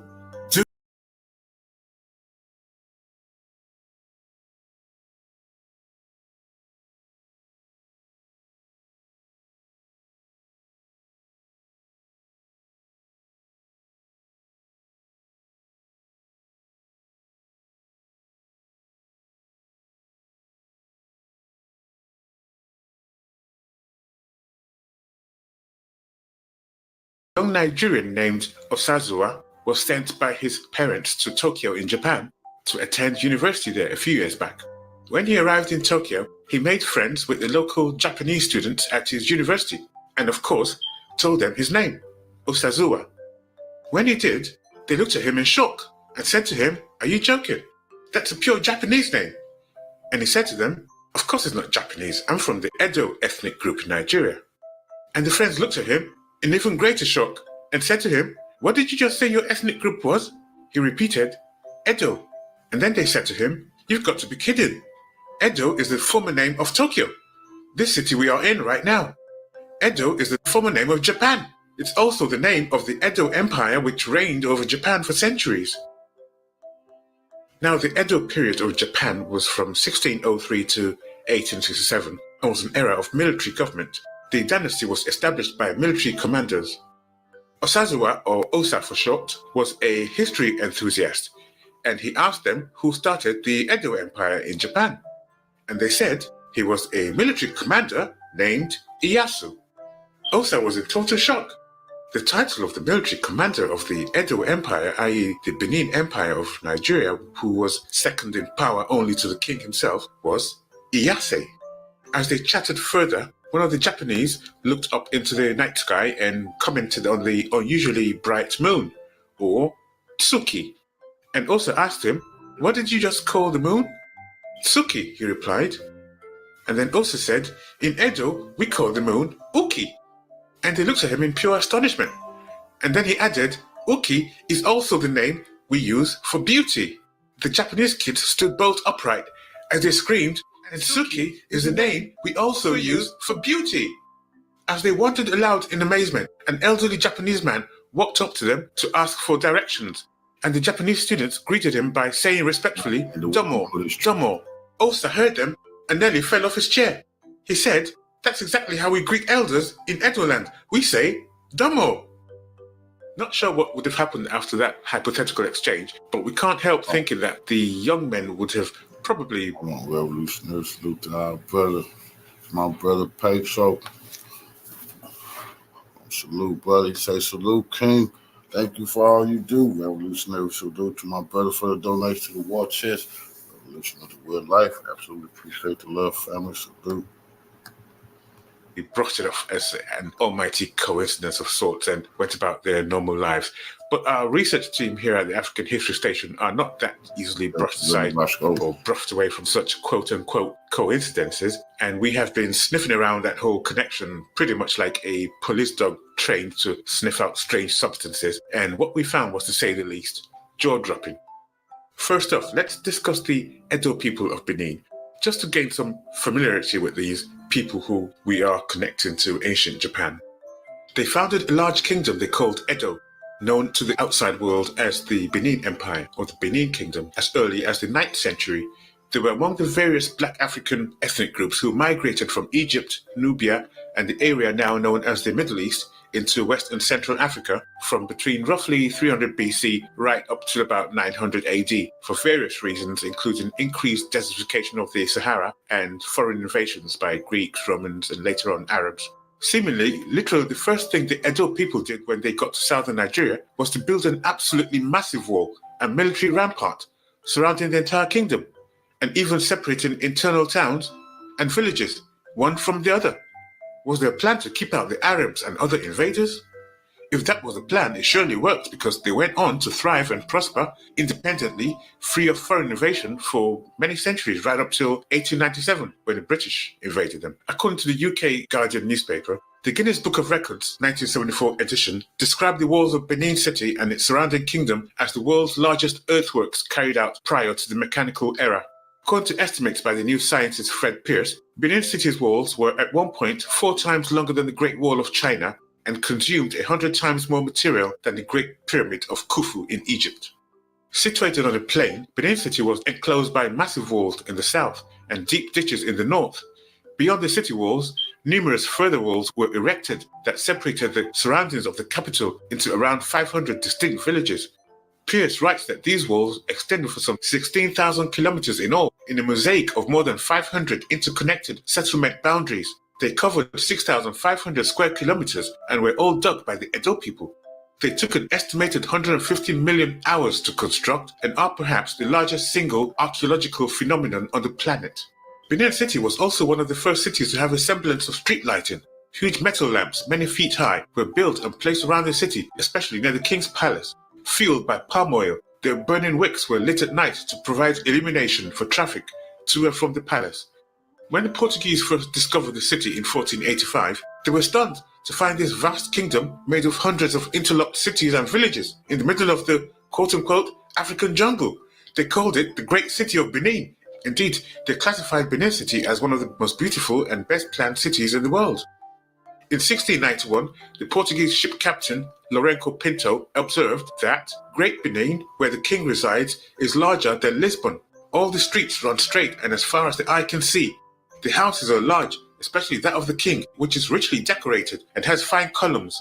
The city is wealthy and industrious. It is so well governed that theft is unknown, and the people live in such security that they have no doors to their houses. Houses are built alongside the streets in good order, the one close to the other, writes the 17th century Dutch visitor Alfred Dapper.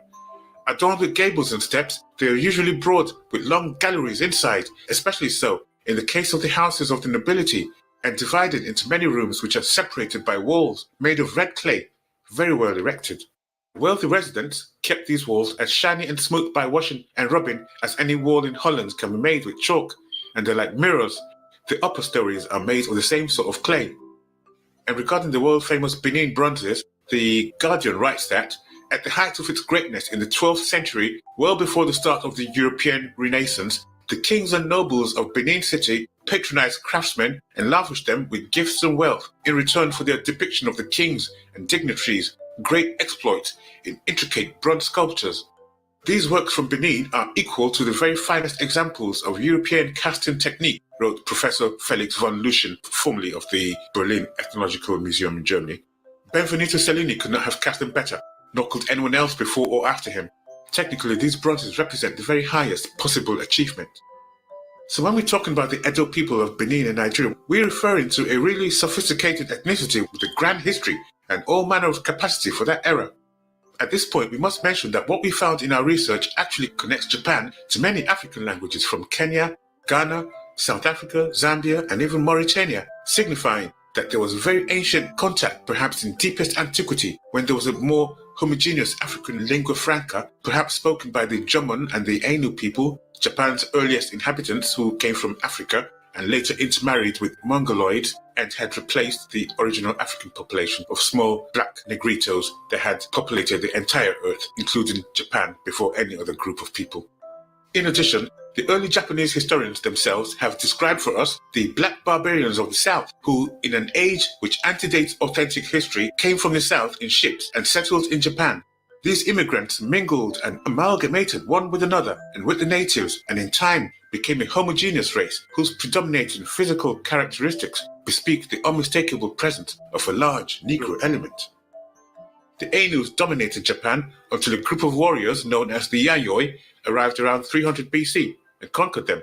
Till today, the origins of the Yayoi people is still disputed. No Japanese account identifies Yayoi as coming from any part of Asia. The Yayoi is actually an Ainu term for invaders. Were these invaders African? We think so. Mainstream research usually refers to the Yayoi as having arrived Asia on ships from quote-unquote elsewhere. They never say where elsewhere was. But there also seems to be a much more recent injection of a profound African influence, and all evidence points to the West African nation of Nigeria as being the source of that influence, and we're talking perhaps just a little over 600 to 1,000 years ago. The Edo period of Japan lasted from 1603 to 1867. It began when Tokugawa Ieyasu became an elite military commander or shogun in 1603 after a victory at Sekigahara in 1600 and brought 200 years of stability and peace and prosperity to Japan. The name Ieyasu is a stunning link to the same name given to top Benin military commanders. The Iyase of Benin is regarded as second in command of the Benin military after the Oba. Here we can see an actual ancient sculpture of an Iyase military commander. According to the Met Museum, New York, who published the image, during the 15th century reign of Oba Eware, Benin's armies were formed and the fortification of its capital with a massive wall undertaken. In parallel, delegations of Portuguese traders assiduously sought to secure exclusive commercial treaties with this leader of the region's most powerful polity. For nearly 500 years, Benin's independent leaders firmly established the terms of engagement with Portuguese, Dutch and French agents and effectively represented their own interests. So the Benin Empire, which exchanged ambassadors with Portugal, by the way, in the 1500s, was a thriving, formidable, wealthy power in West Africa, with a standing army of 200,000, half of them cavalry, and it absolutely was not beyond them to ship bands of troops to Asia. Regarding the Edo period of Japan, which is the focus of our discussion, here's what Japanese author Fujita Midori wrote in his epic work titled The Presence of Black People in Japan During the Edo Period. For Africa, the catalogue depicted couples labelled as belonging to the regions of Kafuri, Guinea, Loren, and Ahirika. As both Java and Monomotapa are located in the tropics, the Korobo have black skin and very curly hair, and their eyes and noses are completely different from those of the Japanese people. The presence of a black person in Watachinkei, along with the Japanese, Chinese, Dutch, and Koreans, though the latter two only appear in conversations between the former two Asian groups, presents the concept of internationalism that cover the three traditional continents and races. And as early as 1889, an association to preserve Edo culture had been established in Tokyo. It claims that the Tokugawa period, i.e. the Edo period, was the period in which Japanese civilization achieved its greatest progress and development. Also, researchers have noted that recent DNA studies corroborate these connections. A new genetic study suggests that the Japanese are more mixed with Africans than other East Asians. There is a connection between the Y DNA chromosomes. In DNA, haplogroups are families or lineages that descend from a common ancestor. Over centuries or millennia, they could number millions and billions and even have a different skin color from their forebears. But the DNA haplogroup is what identifies them, says what lineage you're from. where your great-great-granddaddy came from. Japanese and Africans share similar Y DNA called the Y DNA haplogroup DE. The Japan-specific Y DNA haplogroup is D and is a descendant of the African Y DNA haplogroup DE, which has been found in West Africa, specifically and in large measure in Nigeria, according to research by Di Giacomo and other scientists. The study by Di Giacomo et al. Found the following African haplogroups in Greeks. Haplogroup A, which is highly specific to West Africa, R1A, DE, and J2. DE is found principally among Nigerians, and it is suspected that it originated from Nigeria. The other descendant of Y DNA haplogroup DE is Y DNA haplogroup E, which is the most frequent Y DNA haplogroup in Africa. As confirmed by researchers, there seems to be a hint of an excess of sharing between Japanese and Luya, that's African. I have to wonder whether this might have something to do with Y haplogroup D links the Japanese with African Y haplogroup E bearers. So, did the Edo period of Japan have some ancient Benin Edo influence from Africa? This should not be a shocking question at all, given the DNA evidence. There are indeed strange similarities between the Benin Edo culture of Nigeria and the Japanese Edo, and it appears that some ancient Japanese probably originated from the ancient Edo people of Nigeria. From prehistory, the Benin people have been known as the Edo people. The original name of Japan was Edo. The Edo founders of the Benin Empire used to be ruled by the Ogiso, kings of the sky. The Japanese call the emperors sky kings. The Edos of Benin were and are a pure warrior clan. The Japanese are the pure warrior clan. The Edo people of Nigeria were artists, sculptors, and carvers of such infinite precision that their ancient artworks still shock the human mind. Japanese art and artistry are universally recognized for immaculate precision. The word Osa means God in Benin. The Japanese call head or leader or chief Osa. The name for king in Japan is O. The name for king in Benin is Oba. The word Obito is the title of original chief in Japan, as in Obito no Oji. This is related to the Benin Edo word for the chief or ruler, which is Oba. Iya is house in Japanese, and Ile is house in next door to Benin, Yoruba. The Japanese also have some cultural practices that are rather similar or reminiscent of Edo practices. Shintoism, so-called ancestor worship, very similar to what operates with the Edo people. Shintoism, Japan's main religion, is all about shrines, ancestors, mountain spirits, tree spirits, the so-called heathen religions that were used to justify the colonization of Africans. Japanese festivals and dressing are also remarkably African in color combination and style.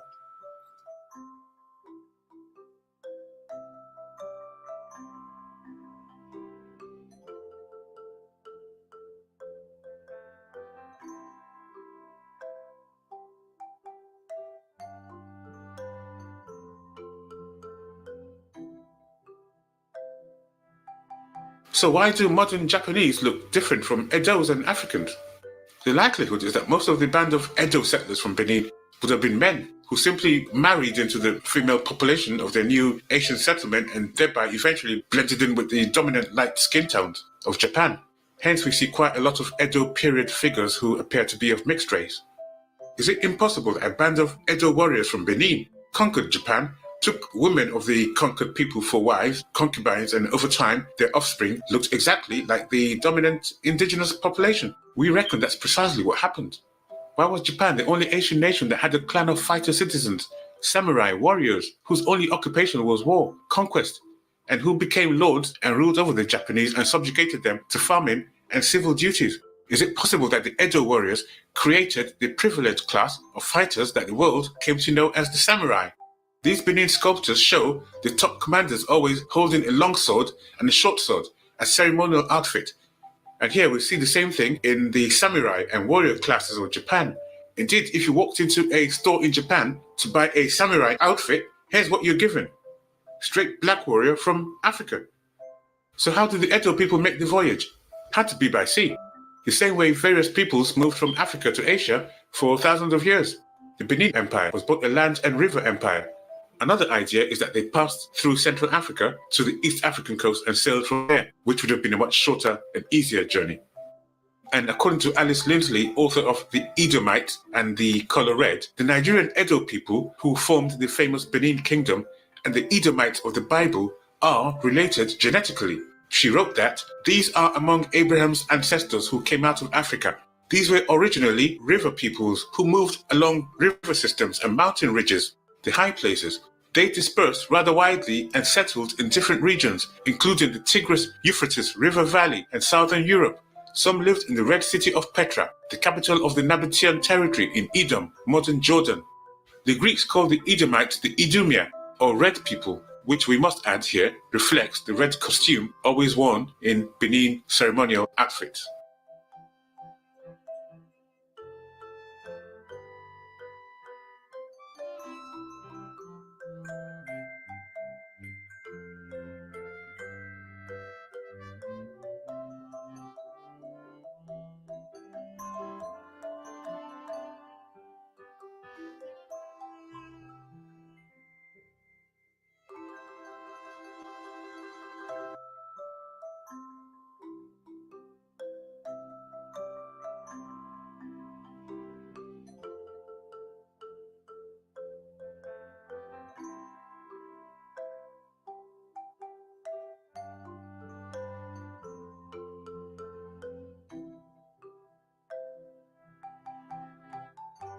Abraham's father was called Terah. Terah was a royal name associated with the Ainu of the Upper Nile. These spread as far as Japan, where only about 300 pure-blooded Ainu still remain on the island of Hokkaido. The original name of Tokyo was Edo. Among the Ainu, Terah means priest. Abraham's father was Terah, a ruler, priest, whose territory along the Tigris River extended between Ur and Haran. The Edomites of the Bible are related to the Edo or Idu of Nigeria and Benin. The title of their rulers is further evidence. The ruler of the Edo is called Oba, and the first ruler of Petra was the deified Nabatean king Obodas. The Edomites, along with the Jebusites, appear to have belonged to the Horite Confederation, which originated in the Upper Nile region. This is the homeland of Abraham's ancestors and is called Cush in Genesis 10. From ancient Cush, the people spread in many directions. Some live today in Nigeria and Benin as the Edo or Idu. And we ask, did some head from Cush to the East African coast and sail to Asia and Japan? Likewise, the biblical Jebusites have living descendants in Nigeria. They're called the Ijebu, and they're just next door to Benin in Nigeria today.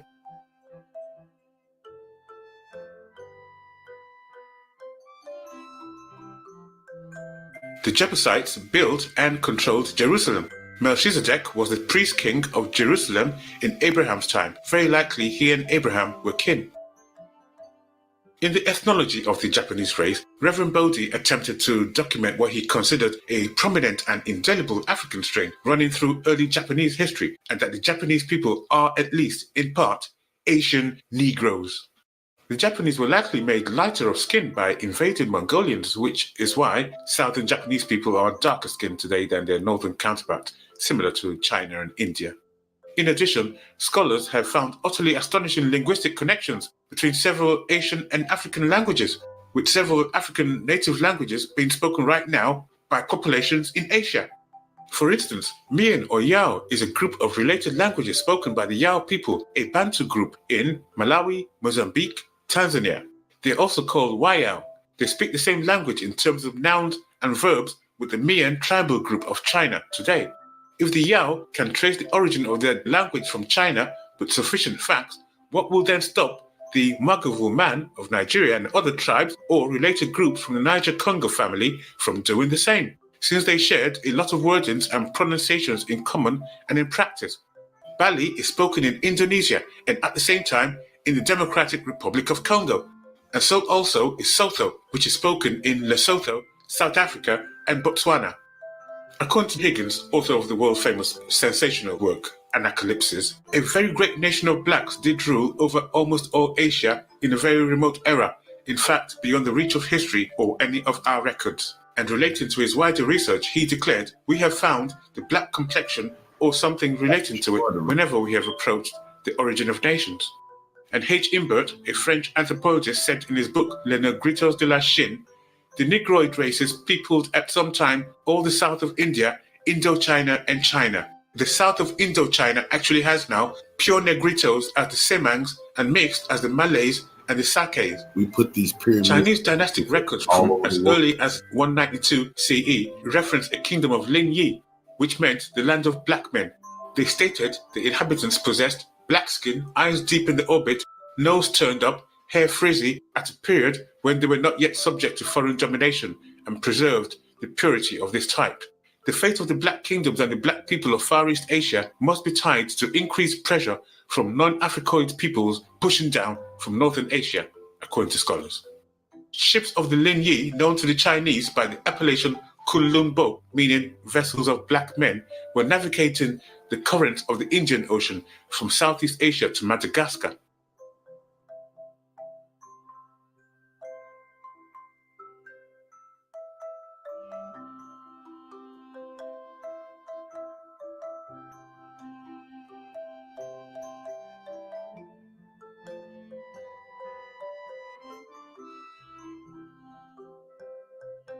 According to British author Godfrey Higgins, in his world-famous work Anacalypsis, Funan is the name given by Chinese historians to the earliest kingdom of Southeast Asia. Its builders were black people known as Khmers, a name that loudly recalls ancient Kemet, Egypt.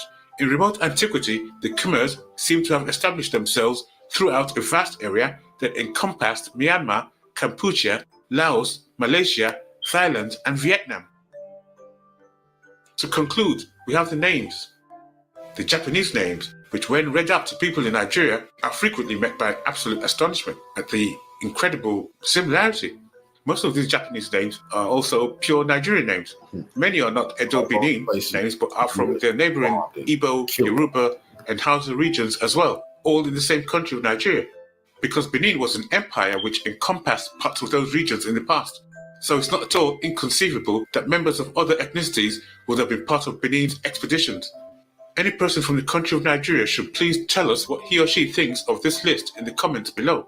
What we can tell you is that if you went to a market square in the middle of Nigeria today and read out these names to a crowd, and at the end told them that you were calling out Japanese names, they will laugh and call you a clown and say you were crazy. Probably even chase you out of the market and say you were there to mess with people's heads. Indeed, anyone familiar with Nigerians will recognize many of these names straight away. So here goes. Now, when this comparison has been done in the past, the list of names has tended to be quite small, making it easier for some people to put it down to coincidence. So we went to town on it and deliberately did research to pin down those Japanese names in their 100 and see what they tell us. Because here at the African History Station, the word coincidence does not really sit very well with our researchers, because we believe that where there's a connection, there's a history. So here goes, really briefly.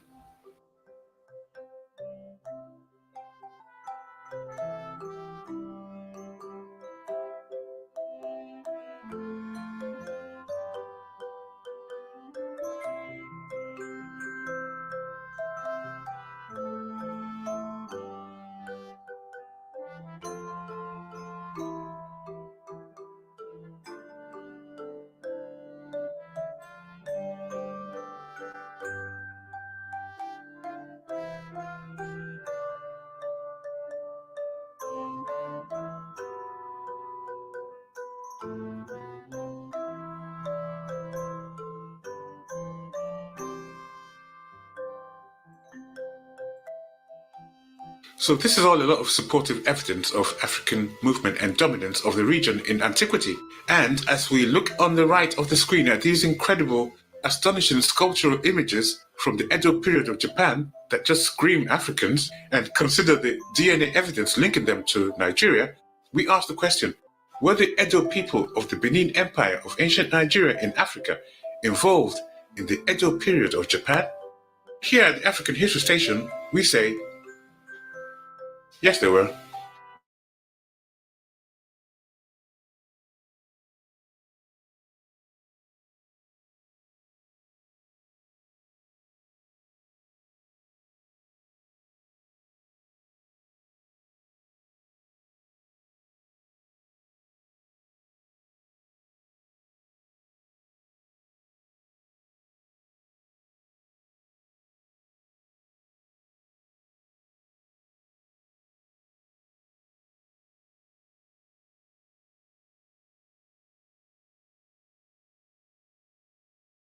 in Japan. I had no idea that they had made the sarcophagus covers in Japan that were exactly the same as the ones they made in Egypt. And in a place, there is supposed to be zero connection between ancient Japan and ancient Egypt. Salute, family.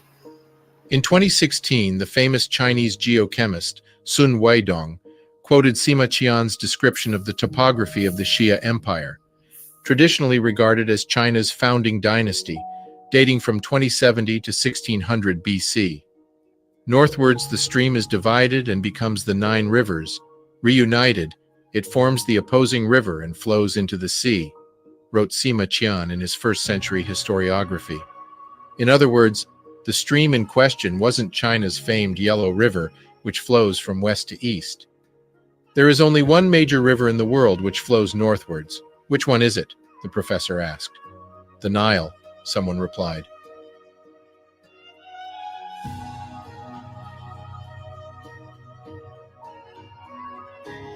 It is only through a diligent study of the past that one can perceive the mosaic of the self.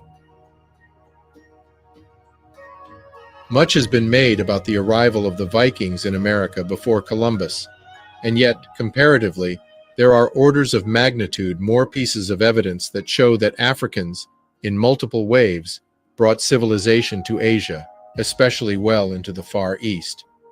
Beyond the classical civilizations in the Mediterranean and Mesoamericas, there is plentiful but little known and undeniable evidence of an African seeding of civilization in Asia, and an even more surprising evidence of Africans' presence all the way at the other side of the globe, in Japan. And this evidence dates back to pharaonic times. When taken into account, it shows that Africans had a civilization that not only circumvented the globe, but also left its mark in the form of culture, writing, religion, architecture, mathematics, science, and genetics, all of which we will cover today. From the hieroglyphs in ancient China to the Nubio-Kemetic Egyptian-like sarcophagus in Japan and the numerous depictions of black Africans in the Far East, let's explore how the often forgotten influence of the Africans helped shape Chinese civilization. Note again that in our quest to cover African historical truths, we distinguish between civilizations that were African and civilizations that were seeded by Africans. In other words, when we say a civilization has been seeded by black Africans, we are showing that the science, culture, religion, technology, influential members of the early civilization, and often early rulers, comes from black Africa. What we are not saying is that the indigenous people who benefited were not capable of civilization building, and in fact, in many cases, they went on to build civilizations that are grandiose, well after the African colonists weren't there anymore. And in our pursuit for truth, we must follow where the evidence takes us. This is the Without History channel. Every episode, we bring salient facts about African ancient civilizations in history and detail how these ancient civilizations set the foundation of our modern world. We dive deep into what research reveals about the often overlooked and misattributed contributions about these key eras in our collective history.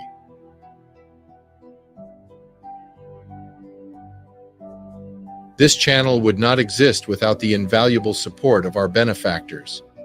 As the Ashanti proverb goes, no contribution is too small.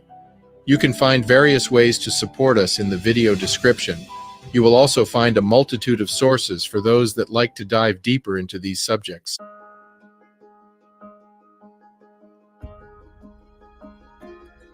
Remember Professor Sun Weidong that I mentioned in the beginning of the video, who showed that the Xia dynasty rulers stated their origins as ancient Egypt? Well, Sun also showed that China's Bronze Age technology, widely thought by scholars to have first entered the northwest of the country through the prehistoric Silk Road, actually came from ancient Egypt. In the past year, Sun asserted that the founders of Chinese civilization were not in any sense Chinese, but actually migrants from Egypt. He conceived of this connection in the 1990s while performing radiometric dating of ancient Chinese bronzes. To his surprise, their chemical composition more closely resembled those of ancient Egyptian bronzes than native Chinese ores. Isn't that telling that the radiometric signature of the bronze that happens to have significantly contributed to China's earliest founding dynasty? That signature is not Chinese, nor of the surrounding region. It is not European, and it is not random, but it is from Africa.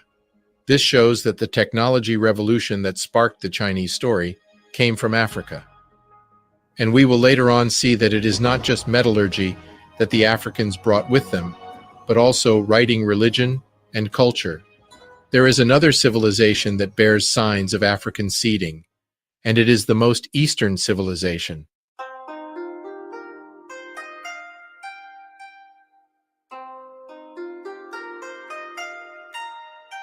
The land of the rising sun. The early African influence here shows how far the reach of the ancient African civilization was. In the book Encounter with Logos, author Eric Stahl demonstrates how ancient Japanese and ancient Egyptian share a multitude of words that not only share pronunciation, but also meaning. A striking example of this is the word for house, which is ka in the African Kemetic language, and minka in Japanese, meaning private house. In his book, Stahl comes to the conclusion that the intersection between the two languages are too numerous to attribute to chance, and that one language was clearly seeded by the other. And since ancient Egyptian is the older of the two, it stands to reason that Egyptians birthed the foundational element of Japanese culture. Another interesting marker of cultural influence is the presence of identical sarcophagus covers in Japan and Kemet. One of the mysteries of Japanese ancient history is the short megalithic period that yielded surprising monumental stone carvings, with some weighing over 15 tons. The most surprising of these stoneworks is this sarcophagus covering. It is identical to that found in early dynastic era of ancient Egypt. The dimensions of the side indentations and the angles and proportions all match. What are the chances of finding an exact sarcophagus covering in Egypt and Japan? What are then the chances that these coverings are not just similar, but identical to the point of being interchangeable? And when you add to this the fact that Japanese language is shown to be genetically related to ancient Nubio-Kemetic language, then the chances of these being by chance are astronomically low. The whole Japanese culture, so revered today, bears all the hallmarks of an almost identical civilization in Africa, one that was said to have descended from the Nubio-Kemetic civilization itself. That third wave of African colonization would have happened after the fall of Kemet. In a recent genetic study, Dr. Didiakomo showed that the Edo people in Nigeria share the same haplogroup as the Japanese people. And in fact, no other Asian group has this specific marker that is predominantly found in the Edo people. This finding is in line with the multitude of similarities that are found between the Japanese people and the Edo people. From language, again with intersections too numerous to be attributable to chance, to art, to religion, and many other aspects of both cultures. At the end of the video, we share an interesting excerpt from the YouTube channel African History Station, yet another gem of African history and Renaissance. The implications of this cannot be understated. It would mean that the Edo people of Nigeria not only built the greatest archaeological structure in history of humanity, the Great Wall of Benin, to protect their city whom European explorers have described as well ahead of European capitals at the time. But further to this, the undeniable evidence of the colonization of Japan by the Edo people shows that they knew how to navigate the seas with exactitude. The mainstream historical narrative has it that China started to colonize Japan around the 1st century AD, but the Chinese themselves left us some interesting clues on who started their main dynasties, and it was revealed by one of China's most renowned historians.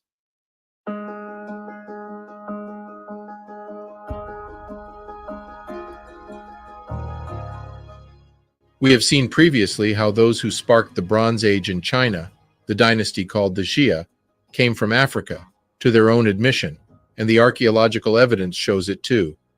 But in the Shang dynasty, we see a second equally massive and influential wave of Africans coming to China to establish what we now know as the Shang dynasty, the dynasty that brought pretty much all the hallmarks of what we now associate with ancient China.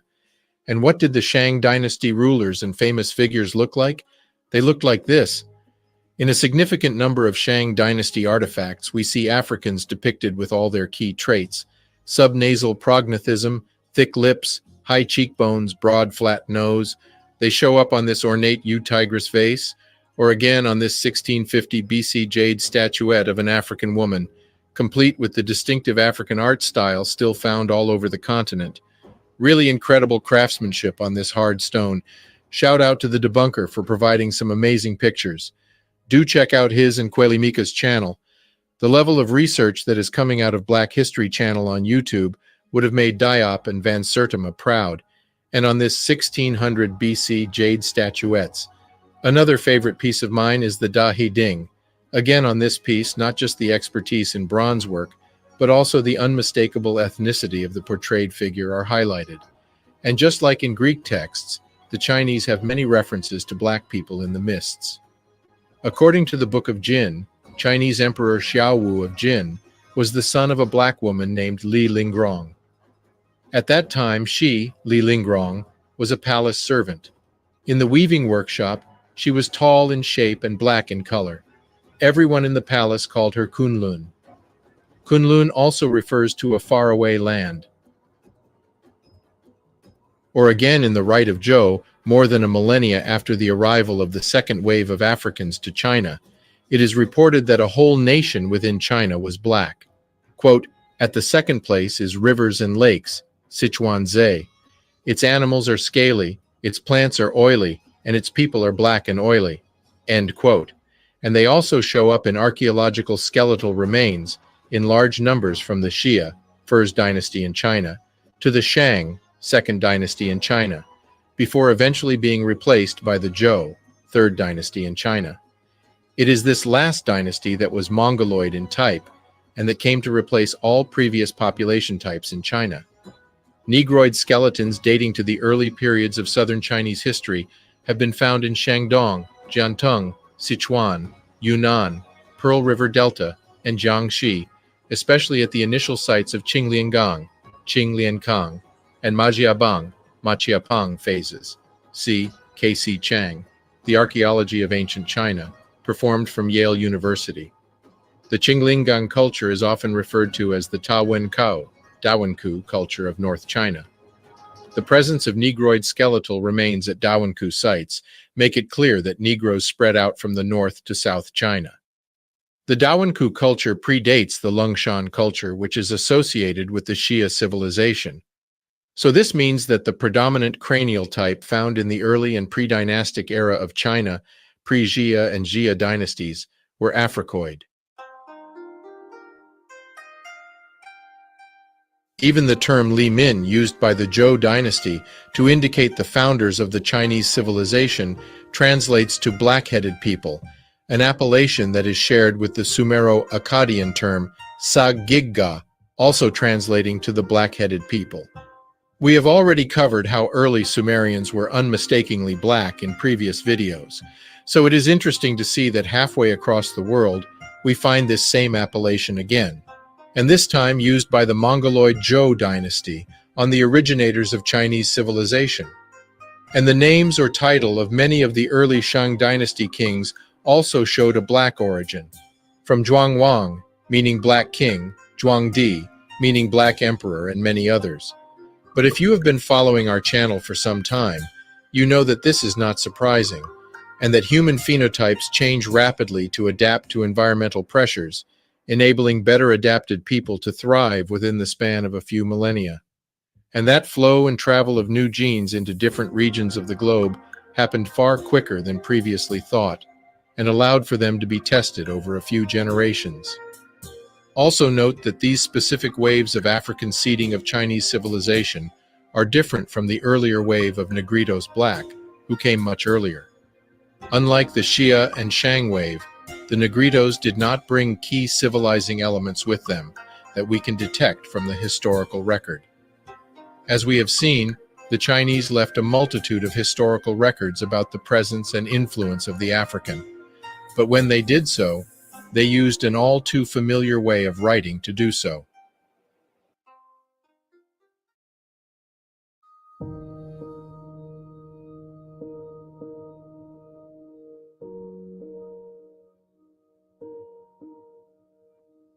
In 1990 BC, the god king Fuxi bestowed onto the land that was to become the empire of the Middle. Government, domestication, cooking, philosophy, rule of law, monument building, as well as kanji, the system writing. These injections of culture set into motion the great wheel that was to become the Empire of China. As its first emperor, we must ask, where did he and the people he belongs to come from? Where did he draw his wealth of knowledge and culture from? Before we go back to the genetic, osteologic, bone studies, cultural, and historical evidence, let us first cover the often ignored evidence of the similarities between Chinese characters and hieroglyphics. And here, the similarities are once more too numerous to attribute to chance. Let us begin with the fact that both writing systems use logograms. These systems of writing use symbols or signs to convey meaning for a whole word. We have seen this before in our video, where we reviewed the evidence that multiple Mesoamerican writing systems have their roots in the Kemetic hieroglyphics. We see the same pattern again here, where a very large number of words can be seen to have the same logos, the same symbols, as the Medu Necher, the Kemetic writing system. These representations and similarities are more pronounced as we go further back in time. See how the representations of sky and sun are virtually identical or similar in roots to their Egyptian counterpart. Also notice how the older version of the Chinese characters look even closer to Medu Necher. In some instances, the symbols are pretty much interchangeable. See the ancient Egyptian logos for child and that of the Chinese, and there are a lot more. If I have enough funding, I would love to commission a cladogram, a phylogenetic study between the Chinese writing system and ancient Egyptian. I think the results would be fascinating. I'll leave the links in the description for you to explore, and if you want to support us in this effort. Further to the identical form and meaning of these characters, Chinese is also written top to bottom, and independent forms of writing that are top to bottom are very rare. But it so happens that hieroglyphics also falls within that category, as it can be written top to bottom, but also left to right and right to left. The Aztec writing system is also top to bottom, but we have already covered in other videos how Mesoamerican civilization were kickstarted by the Africans from Kemet. See our previous episodes on this. A particular aspect of ancient Chinese culture that has endured to this day is the tradition of excellence and artistry in its calligraphy system. The refined calligraphy of the Chinese writing mimics the tradition of perfectionism in writing hieroglyphics. So Chinese writing system didn't just borrow the characters and their meaning from Kemet, but they also inherited its essence and its art. But if ancient Chinese writing is a derivative of hieroglyphics, who brought it to China? And did they bring anything else?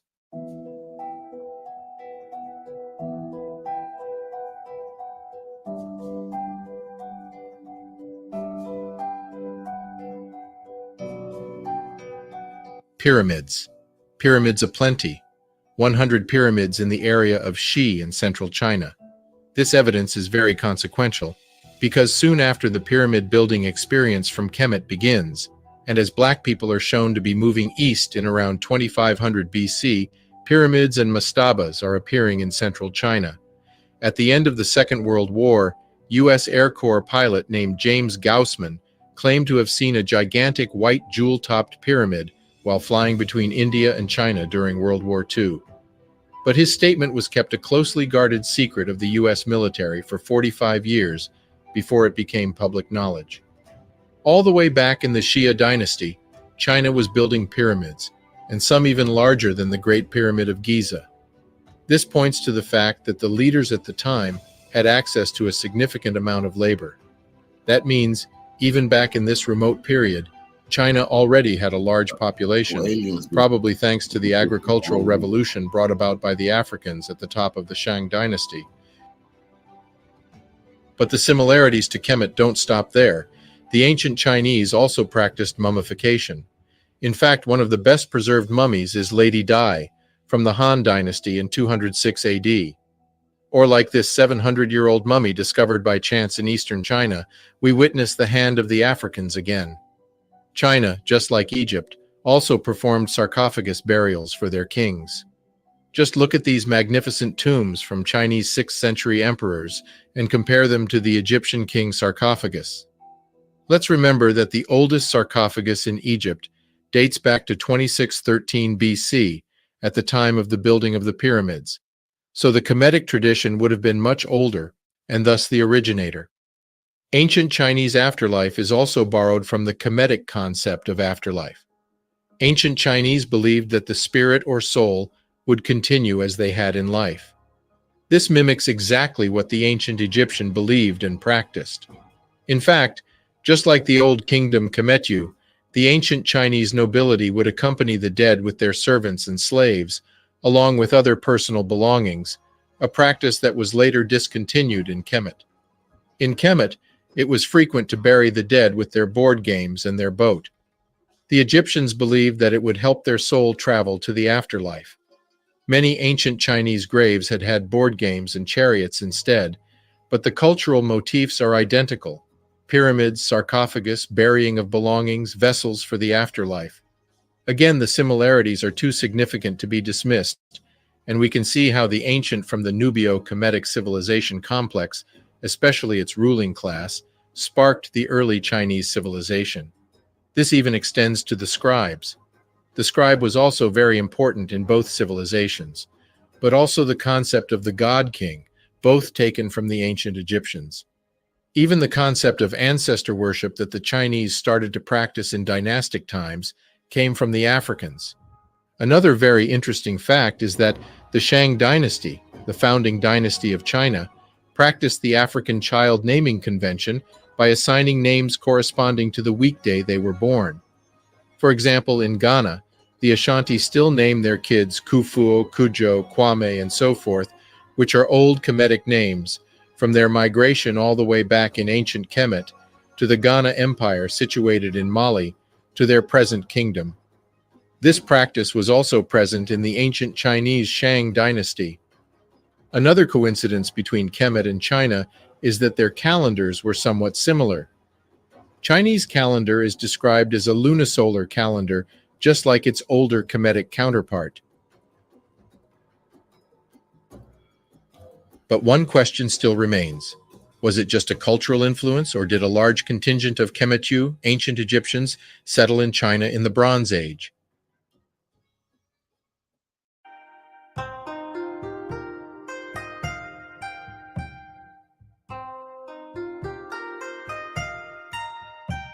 To begin, we must understand how ancient China started and the dynasties that created it. There are three founding dynasties in ancient China: the Jia dynasty, 1900 to 1700 BC, Shang Yin dynasty, 1700 to 1050 BC, and the Zhou dynasty. The Zhou dynasty was the first dynasty founded by the Mongoloid people in China.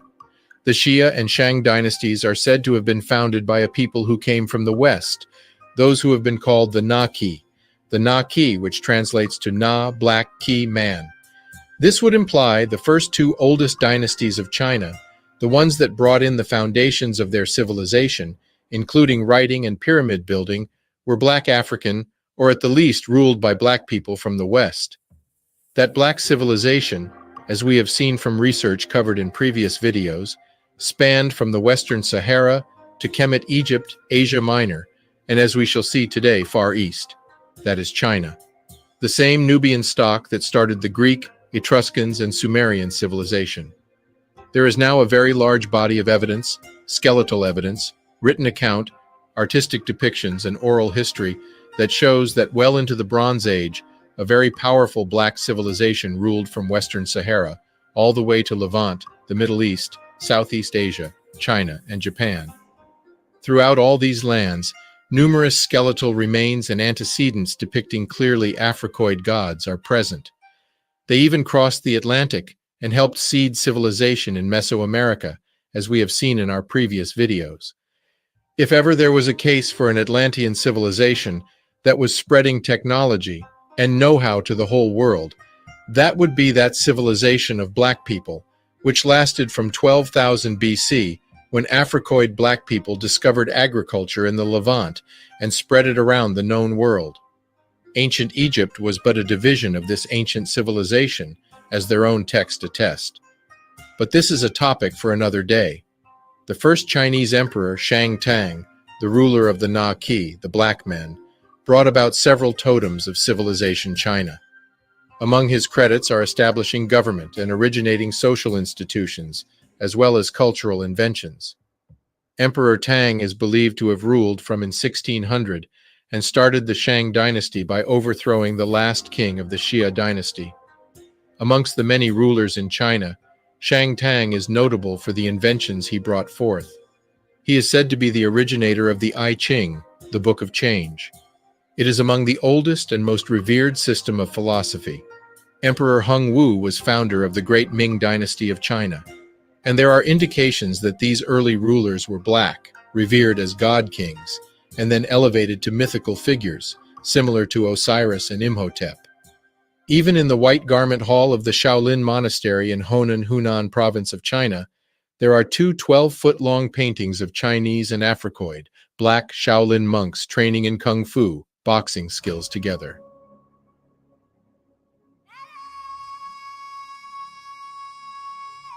So what are some of the references to black people's presence in consistent rulership and deification in ancient China?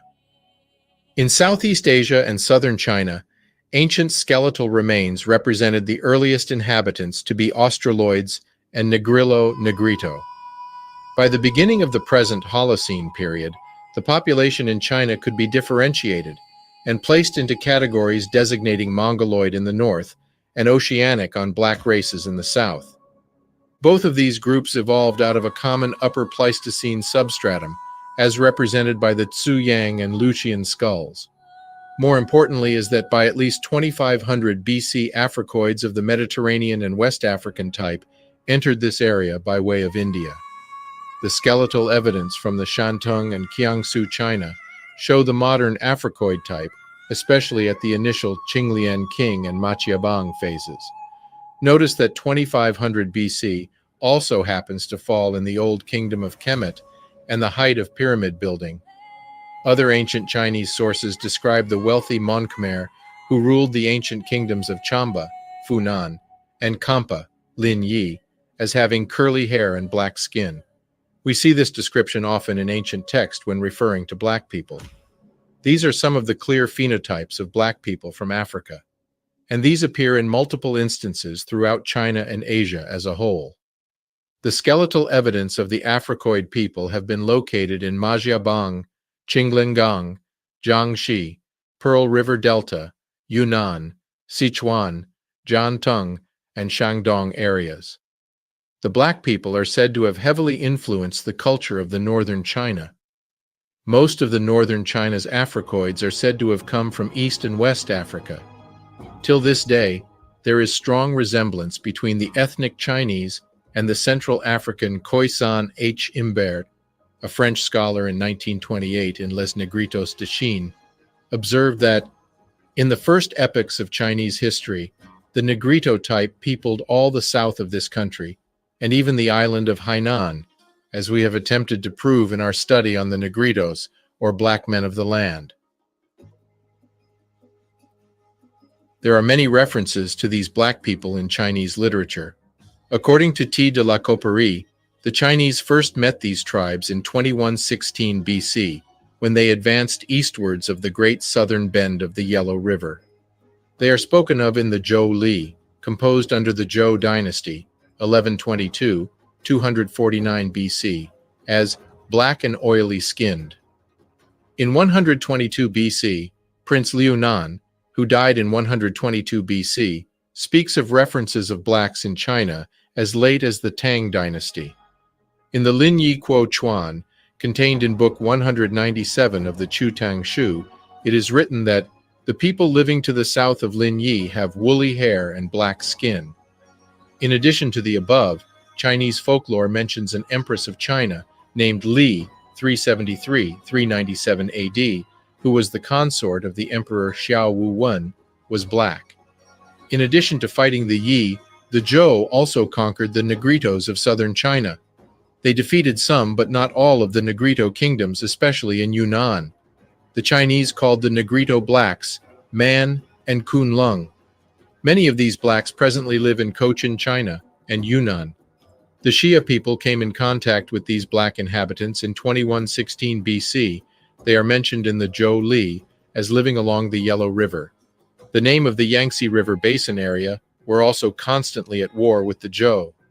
The Nam were closely related to the Tibetans of Sichuan. At this time, the Man states were ruled by princes. The arrival of black people in China in ancient times was significant enough in the Bronze Age to show up with such a high frequency in the literature and art of ancient and more recent historical China. But their presence also shows up in many other ways. When Professor Jin Li set out to prove that Chinese people descended from a different lineage of the Homo gene pool, his study led him to, in fact, confirm that without exception, all Chinese people are descended from black people. And I quote, "We did not see even one single individual that could be considered as a descendant of Homo erectus in China. Rather, everybody was a descendant from our ancestors in Africa." End quote. In time, the ethnic Chinese, just like the Mesoamericans, went on to create an equally impressive civilization that grew large and strong from their Kemetic seeding. The contribution of the Africans, however, in the early days of China, is now understood to have been decisive. Before I leave you, I would like to share with you this snippet from the YouTube channel called African History Station. Welcome to this episode. Picture this hypothetical exchange, which is based on accurate, established historical facts. A young Nigerian named Osazuwa was sent by his parents to Tokyo in Japan to attend university there a few years back. When he arrived in Tokyo, he made friends with the local Japanese students at his university and, of course, told them his name, Osazuwa. When he did, they looked at him in shock and said to him, "Are you joking? That's a pure Japanese name." And he said to them, "Of course it's not Japanese. I'm from the Edo ethnic group in Nigeria." And the friends looked at him in even greater shock and said to him, "What did you just say your ethnic group was?" He repeated, "Edo." And then they said to him, "You've got to be kidding. Edo is the former name of Tokyo, this city we are in right now. Edo is the former name of Japan. It's also the name of the Edo Empire, which reigned over Japan for centuries." Now, the Edo period of Japan was from 1603 to 1867 and was an era of military government. The dynasty was established by military commanders.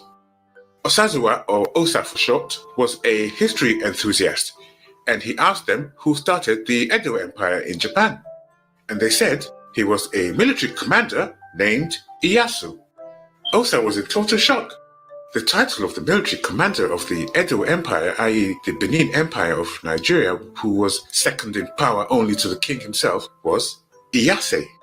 As they chatted further, one of the Japanese looked up into the night sky and commented on the unusually bright moon, or Tsuki, and also asked him, "What did you just call the moon?"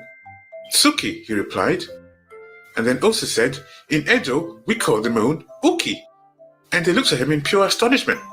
And then he added, "Uki is also the name we use for beauty."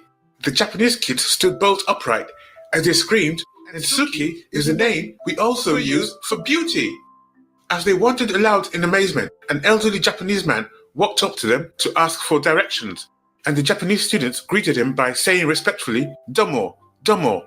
Osa heard them and nearly fell off his chair. He said, "That's exactly how we greet elders in Edoland. We say, Domo." Make sure you follow him for excellent coverage of African history narrative.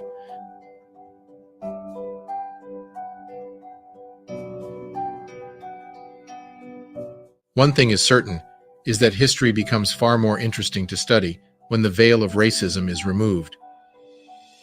有一件事是肯定的，当种族主义的面纱被除去时，研究历史就会变得更加有趣。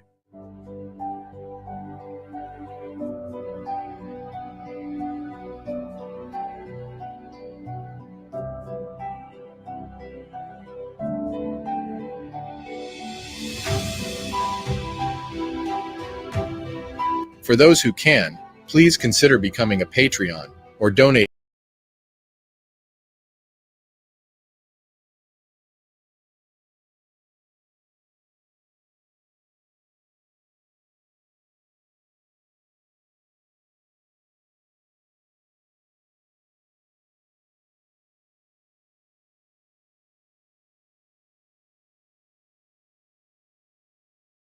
indicate that what we have been told about our ancient history may not be accurate. This evidence from these ancient sites not only indicates that we are dealing with lost Neolithic stoneworking technology at a very high level, but this evidence also shows that there is now a growing body of evidence indicating that the world governments and some key influential forces do not want us to know the truth. In fact, they are doing everything in their power to prevent us from finding out more. These sites really have to be investigated at any cost. And the little evidence we have from these magnificent archaeological monuments all point to a truth about ancient civilizations that is shocking. As always, the links to the sources will be in the description.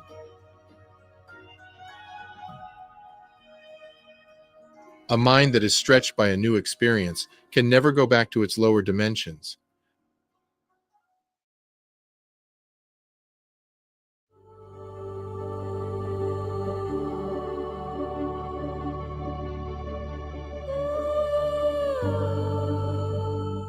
Gunung Padang, a mysterious megalithic site located in West Java, Indonesia, was first reported by Dutch archaeologist N.J. Krom in 1914. However, it wasn't until the late 20th century that the site gained significant attention. The initial discovery by local residents and subsequent studies suggested that this site could be one of the oldest megalithic structures in the world. There are several theories about the purpose of Gunung Padang. Some researchers believe it served as a ceremonial or religious site due to its terraced structure and the arrangement of stones. Others propose that it was an ancient astronomical observatory, given its alignment with certain celestial bodies. More speculative theories suggest that Gunung Padang might be the remains of an ancient, advanced civilization predating known history. Dating Gunung Padang has been a significant challenge, but various methods have provided clues about its age. Carbon dating of organic materials found between the stone layers suggests that the site could be over 20,000 years old. Some deeper layers have been dated to as much as 25,000 years ago, making it potentially older than the Egyptian pyramids and other ancient structures. But if you thought this was crazy, wait till you hear this. This step pyramid-like structure is said to have an underground chamber hidden below its surface. This means that not only is this site older than anything else we know in history, not only does it resemble the construction style and technique of the Great Pyramids in ancient Egypt Kemet, but it also houses a secret chamber, just like the pyramids. Just like in ancient Egypt, some of the stones in Gunung Padang show markings and deformities that seem to indicate that they had technology able to scoop or melt stone. Pay close attention to this stone, for example, which display markings that are clearly man-made and weathered. The subterranean chamber at Gunung Padang was initially detected using ground-penetrating radar, GPR, and other geophysical survey techniques. Researchers from the Indonesian National Archaeology Agency, along with geologist Danny Hilman Natawijaja, conducted these surveys, which revealed the presence of hollow spaces beneath the site. The chamber lies about 10 to 15 meters below the surface. The dimensions of the chamber are not fully known due to limited excavation, but it is believed to be several meters in length and width, with a height that allows a person to stand upright. This depth and size suggest it is a significant part of a larger subterranean network. Lately, all efforts to study the sites have been condemned by the highest authorities in Indonesia. The minister responsible for the site, Nadiem Makarim, has ordered any and all research and excavations to be suspended indefinitely. And that's not even the most shocking part, because what we discovered about Minister Makarim is frightening. Minister Makarim is a member of the World Economic Forum. Yes, the same World Economic Forum that has bought rights to the Gobekli Tepe site and has caused excavation in that site to be suspended. In fact, they did worse. And we will see that later on today. I think it is of the highest priority for us to excavate the chamber in Gunung Padang to find out as much as we can. As a lover of history, it is inconceivable to me why this hasn't gotten more attention and been excavated yet. Just the fact that it shares so many similarities with the Great Pyramids and is older by possibly 20,000 years should cause us to want to study it immediately. Gunung Padang site itself covers approximately 25 hectares, making it the largest Neolithic site in Asia. And when you look at the stones in this site, you cannot but wonder how these were carved and transported. These stones, primarily andesite, are arranged in a grid-like pattern, creating terraces that are believed to have been used for various purposes. The stones vary in size, with some weighing several tons. It is estimated that thousands of stones were used in the construction of Gunung Padang, indicating a significant effort and advanced knowledge of engineering by the ancient builders. So for such an important site, why is the World Economic Forum preventing us from learning more about the site? Why are they so interested in the site? And given the large amount of money and power concentrated in the World Economic Forum, I am sure they have already conducted studies and excavations of their own. Which leads me to conclude that they know something they don't want us to find out. If they won't allow us to find out more about the site, maybe the answer lies with the originator of this monument. So do we know who built this site? Well, to answer this, let's first figure out who the modern inhabitants of the region are. There is one more enigma when it comes to this site. The builders would have had to remove an inordinate amount of material to create this site. And where is all that material? This monument is easily confused as a mountain at first glance, but we know it is not. And even if the builders took advantage of the surrounding relief, it still leaves many questions unanswered. And the sheer manpower needed to build this site the conventional way would indicate that we are talking about a very large population. And if we assume a population of at least 15,000 inhabitants, how did they sustain themselves without agriculture? Did the ancient have a way of storing and preserving wild grain and gain? And what has all that got to do with the World Economic Forum Great Reset agenda? Already we have seen how the Ministry of Antiquities in Egypt has prevented access to key sites like the Osirian, a site that is arguably older than Kemet, but shows some properties that can only be qualified as physics-defying. Check out our episode 25 if you want to find out more. And now we have forces preventing us from accessing this 20,000-year-old Gunung Padang site. The modern inhabitants of Indonesia are primarily Austronesian peoples whose ancestors are believed to have arrived in the region around 4000 to 3000 BCE. These Austronesians originated from Taiwan and spread throughout Southeast Asia, reaching Indonesia by way of the Philippines and the eastern coast of Borneo. This migration is part of the larger Austronesian expansion, which also saw the settlement of Madagascar, Polynesia, and Micronesia. Indonesia is home to a vast array of ethnic groups with over 300 distinct native ethnicities. The largest ethnic group is the Javanese, making up around 40% of the population. Other significant groups include the Sundanese, Malay, and Madurese. These groups have their own languages, cultures, and traditions, contributing to Indonesia's rich cultural mosaic. And none of these groups, including the recent large Chinese immigration, were present when the site was built and when that mysterious subterranean chamber would have been made. So then, if not the modern inhabitants of Indonesia, then who? Well, this next study will shed light on this. In a 2015 article on Southeast Asian Archaeology Journal, we have the confirmation that early inhabitants of Indonesia were Black Africans. And I quote, "We test the spatial and temporal predictions of competing out-of-Africa models by assessing the correlation of geographical distances between populations and measures of population differentiation derived from quantitative cranial phenotype data. Our results support a model in which extant Australo-Melanesians are descendants of an initial dispersal out of Africa." End quote. This is also confirmed by genetic studies. So could this be the reason why the powers that be do not want to excavate the hidden chamber of Gunung Padang? No one knows. But what we do know is that if we want to see any progress on this, we will have to push to our leaders and elected representatives. Is this why the archaeological digs have not moved forward an inch since 2014?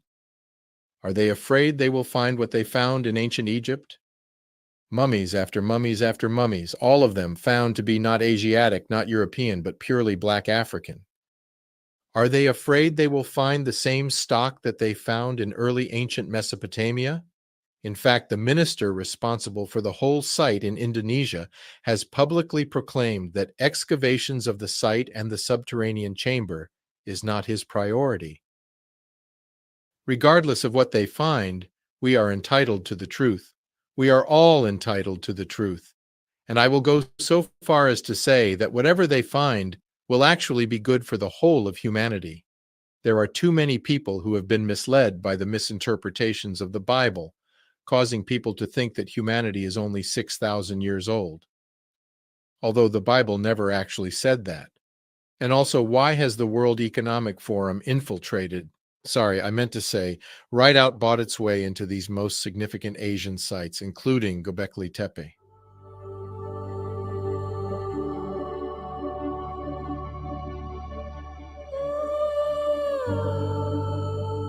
In central China, there are 100 pyramids. That's almost as many pyramids as in Egypt.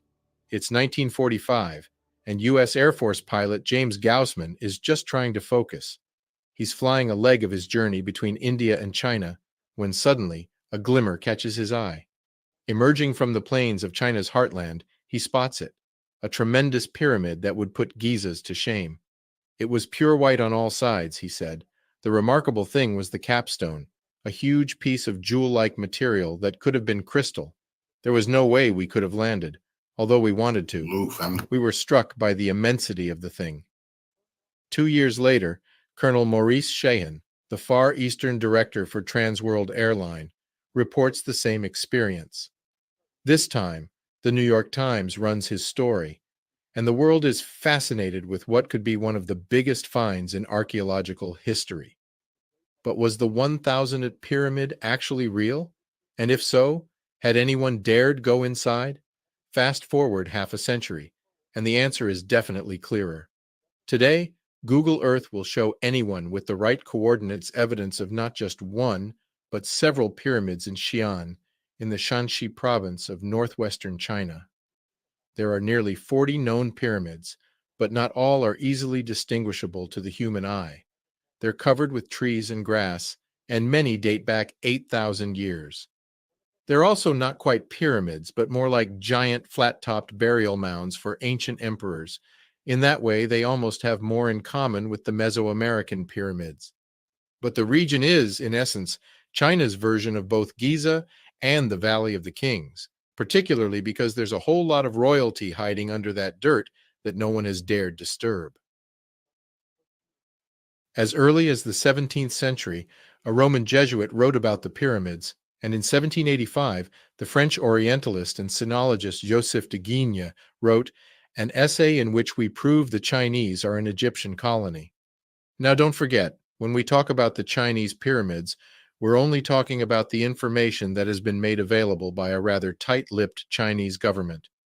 Western archaeologists have, to this day, rarely been permitted to investigate the sites. What's more, they appear overgrown by shrubs and abandoned at first glance. In the handful of photos we have of the pyramids, the shrubs are clearly deliberately planted. Methodically even. Many are cypress, one of the fastest growing trees out there. It's almost as if someone deliberately planted these trees to hide those monuments. Now, this only raises more questions and drives more curiosity. If they thought by hiding them we would forget them, that didn't work. So then, who built them? Who influenced the beginnings of this civilization? Well, we cover this extensively in a previous video. Just look for episode 16. For now, let's just say that there is a mountain of evidence that points to Africans as the originator of civilization in China. Yes, you heard that right. Africans. And they brought it in multiple waves. And they influenced writing, culture, religion, architecture, science, philosophy, mummification, burial practices, and so much more that we can't cover in detail here. Is this why the Chinese government has categorically banned access to these ancient pyramids and their chambers and tombs? I mean, wouldn't it be for the benefit of humanity to know? Is it not strange that all these ancient sites share so much in common, and yet we shy away from finding what's inside their hidden chambers? Given human curiosity, It seems impossible that some Chinese leader hasn't yet sent a secret excavation mission to find out what they can. And if they did, the fact that they are not sharing what they found with the Chinese public only adds to our skepticism. But this is just conjecture. When it comes to governments hiding secrets, there is a bigger secret that is being hidden by the world governments. And it's even bigger than what is hidden under the Chinese pyramids. And we are talking about the chambers and remaining buried pillars in Göbekli Tepe.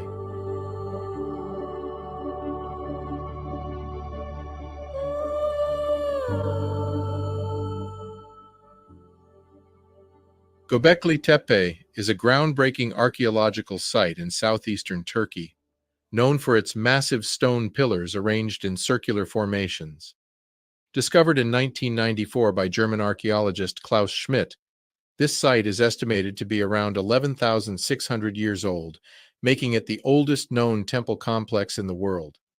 The discovery of Göbekli Tepe has shattered conventional narratives about the origins of human civilization, suggesting that complex societies with monumental architecture existed well before the advent of agriculture. The significance of Göbekli Tepe lies in its antiquity and the sophistication of its structures. Dating back to around 9,600 BCE, the site predates Stonehenge by about 6,000 years, and the Great Pyramids by around 7,000 years. The pillars, some standing over 16 feet tall and weighing up to 20 tons, are intricately carved with images of animals and abstract symbols. This level of architectural and artistic complexity suggests a highly organized society capable of large-scale construction projects. The discovery of Göbekli Tepe was serendipitous. A local shepherd stumbled upon a carved stone in 1983, but it wasn't until Klaus Schmidt's excavation efforts in 1994 that the site's true significance was recognized. Schmidt and his team, working under the auspices of the German Archaeological Institute and the Sanlurfa Museum, unearthed several stone circles and hundreds of T-shaped pillars, transforming our understanding of prehistoric human societies. The carvings on Göbekli Tepe's pillars have sparked much speculation among archaeologists and historians. Depictions of animals such as lions, bulls, boars, foxes, snakes, and birds are prevalent, leading some researchers to propose that these could be totemic symbols representing clans or deities. Others suggest that the carvings might depict mythological narratives or cosmological beliefs. The absence of everyday life scenes implies that Göbekli Tepe served a primarily religious or ceremonial purpose, possibly as a pilgrimage site or a center for communal rituals. What is also very interesting is that all these animals depict a fauna and a flora that is very tropical and would have required a tropically adapted human to survive there.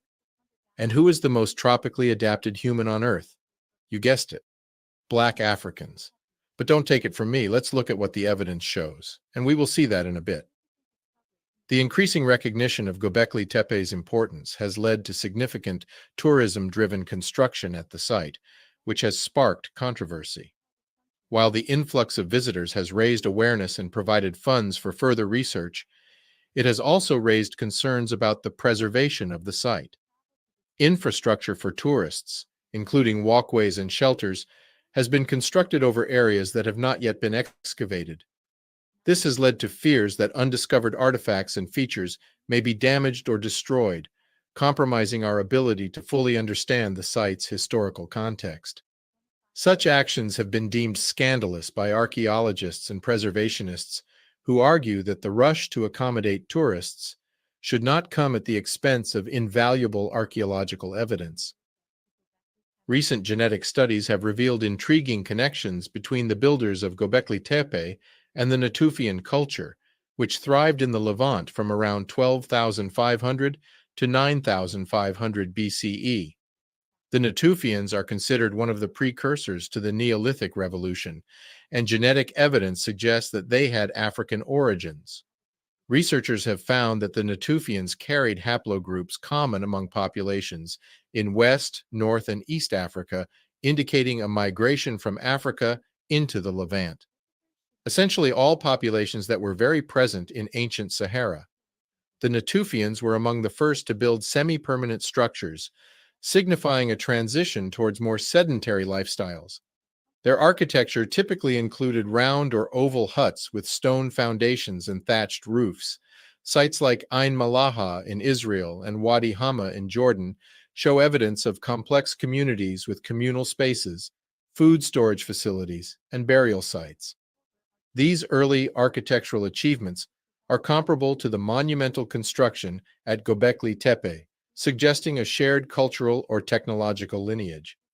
The pioneering studies on the Natufian culture were conducted by Dorothy Garrett in the 1920s and 1930s. Her excavations in the Mount Carmel region of Israel provided extensive evidence of early Natufian settlements. More recent genetic research by scientists such as Lazaridis et al. 2016 has further elucidated the African connections of the Natufians, revealing a significant proportion of African ancestry in their genetic makeup.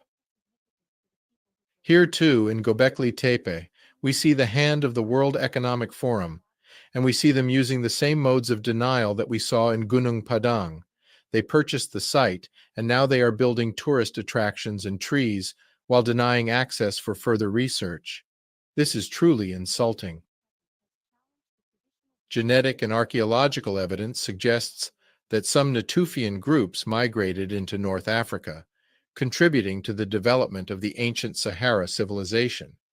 Their knowledge of architecture, agriculture, and social organization would have significantly influenced emerging cultures in the Sahara. This migration is supported by the presence of Natufian genetic markers in African populations and similarities in material culture. The ancient Sahara civilization, which flourished during the African humid period, roughly 10,000 to 5,000 years ago, is known for its remarkable achievements in art, architecture, and technology. Sites like Nabda Playa in southern Egypt reveal complex stone structures, astronomical alignments, and evidence of early agricultural practices.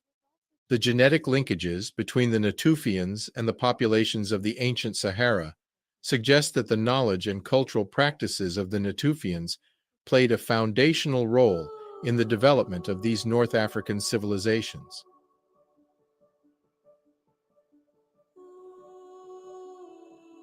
There is an easy way to remove all doubts when it comes to all these ancient sites, and it is to allow full and unfettered access so that multidisciplinary studies can go ahead.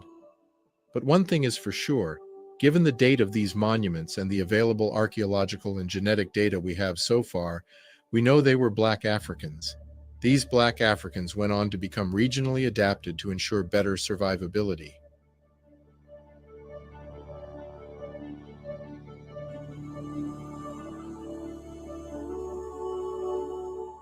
In our last episode, we covered out of place artifacts from all over Africa. If you want to go deeper into how our assumptions about the past have misled us, watch episode 14, where we cover the true origin of the ancient Egyptians. Also, check out episode 18 on the rulers of medieval Europe, episode 16 on the beginnings of ancient China, and episode 19 on the missing link in ancient history, from the builders of Göbekli Tepe to the inventors of agriculture.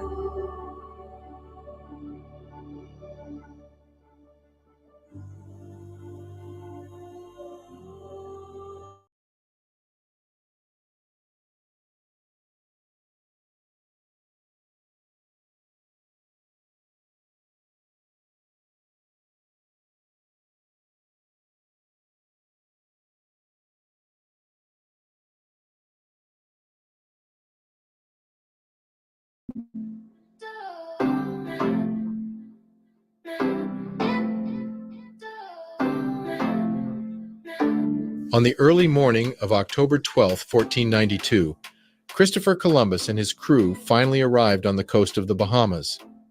This discovery in time would be advertised as one of the most daring and history-changing feats, but there are a few things that history books almost unanimously omit as part of this narration. Some of these facts will change the way you look at this event. In fact, it will change the way you look at pre-Columbus American history, for good.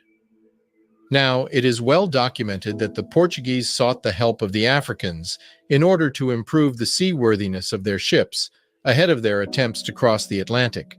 In fact, pretty much all major early expeditions from Europeans to cross the Atlantic had notable African sea explorers as part of their crew. That is because at the time, the Africans on the west coast were renowned sea travelers.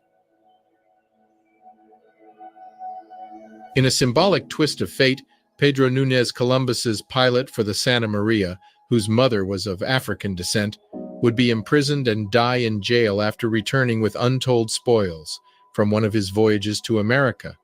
He was said to have angered the throne when he had not given the king his appropriate share. But Columbus's crossing may not have been the first time that Mesoamericans encountered someone crossing the Atlantic. Today, archaeologists now agree that the Vikings landed in North America at the start of the second millennium. What if I told you that there is a large body of carbon-dated physical evidence that shows an African presence and a cross-cultural influence between African and Mesoamerican civilizations, namely the Olmecs, the mother civilization for the Americas, but also the Mayans and the Aztecs. And this all the way back to the late Bronze Age. If any of the items below existed between classical civilizations, we would de facto attribute these occurrences to influence from the older civilization to the latter. But as you will see, we don't just have one such link, we have too many to cite in one video. So we will focus on a few salient ones. For clarity, in no way do these findings try to say that the indigenous, and I use that word carefully, that the indigenous Native American did not create, contribute meaningfully, nor are not capable of civilization building. However, these findings point to a clear influence that lies in its origin across the Atlantic. There is also a growing body of evidence that shows that the cultural influence also went from Mesoamerica to West Africa and Kemet, and we will see examples of this. If anything, what the evidence below shows is that both people were equally as innovative, capable, and entrepreneuring. As a quick note, we also publish on Spotify as a podcast. Check the description for links. On the presence of Africans in America before 1492, the historian Dr. Ivan van Sertima states, and I quote, "So there you have it. Eyewitness accounts, metallurgical evidence, linguistic evidence, botanical evidence, cartographic evidence, oceanographic evidence, skeletal, oral, documented, and above all, iconographic evidence. That is, paintings and sculptures of these people which show clearly, except to those who refuse to see, all the features we associate with the African." End quote. But what of their contribution to the New World? How reliable is this evidence? And did Africans have any influence in kickstarting the civilizations that we know in the Americas?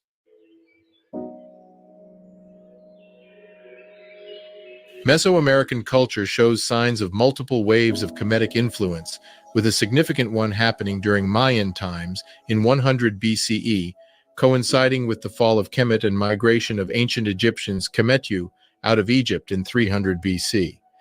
But let's start with evidence from those who arrived in America for the first time in 1492 and soon after.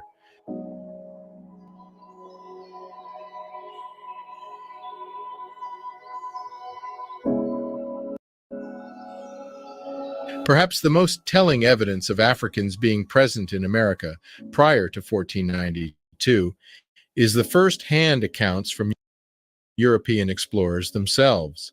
Columbus himself, on his second voyage to the America, met natives with gold-tip spears from present-day Haiti. They told him that black-skinned people had come from the southeast and had traded with them. Columbus took 2 of these spearheads back to Spain to have them analyzed. And this is what he found when he had them tested.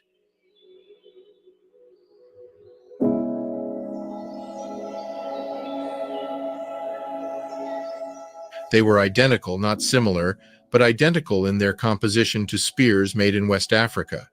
18-part gold, 6-part silver, and 8-part copper. To be clear, this alloy signature is unique to West Africa. In fact, the similarities don't stop there. The words that the native used for spears was identical to the words used by the Africans. Guanyin. If I tell you that there is a tale of a being who walks on water, performs miracles, is born of a virgin birth, that resurrected on the third day of his death, and if I then proceeded to tell you that the exact same story appeared on the other side of the ocean a few centuries later, would you not concluded that the first civilization seeded that story onto the second one? And yet in this case, mainstream historians have chosen to ignore the evidence from the oh-so-celebrated Columbus himself. You also have other commentators like Lopez de Gomara, who wrote that these blacks Balboa saw were identical with the blacks we have seen in Guinea. Rodrigo de Colmenares reported that one of the captains of Balboa saw blacks east of the Gulf of San Miguel. In truth, there are a dozen more such accounts, but the pattern they draw is that Africans came in significant numbers to the Americas before 1492, and they can be found in higher concentration where the Atlantic current comes to its terminus. At this point, you must be thinking, if there were so many black Africans in the Americas prior to Columbus, then there must be some record, or at least some skeletal remains we can rely on.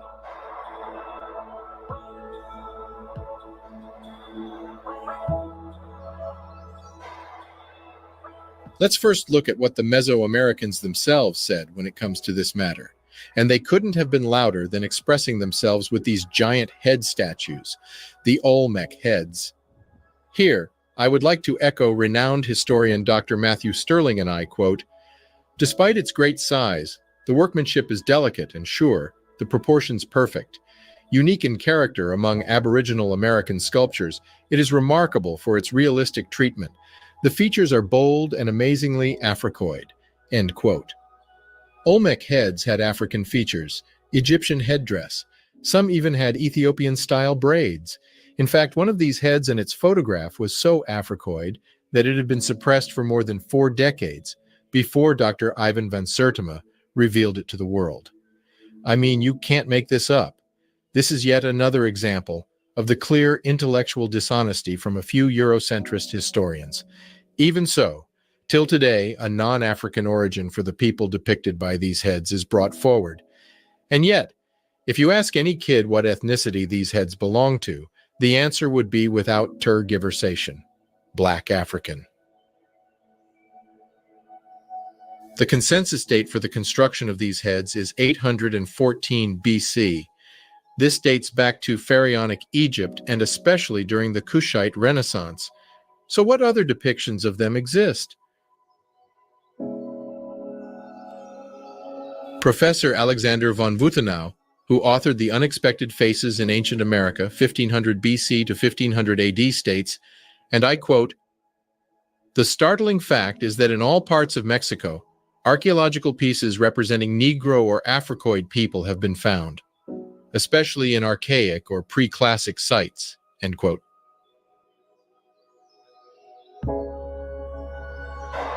These portraits capture not only the dense, close curl and kink of Africoid hair, the occasional goatee beard, unknown to the American Indian chin, projecting jaws, coloration, broad noses, and full-fleshed lips, but also African ear pendants, headdresses, coiffures, facial tattoos, and scarification.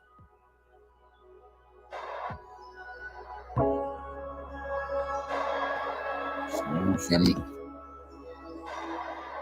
On December 4th, 1975, the New York Times reported that the Smithsonian Institute had found 2 Negro male skeletons in the U.S. Virgin Island that dated to 1250 AD.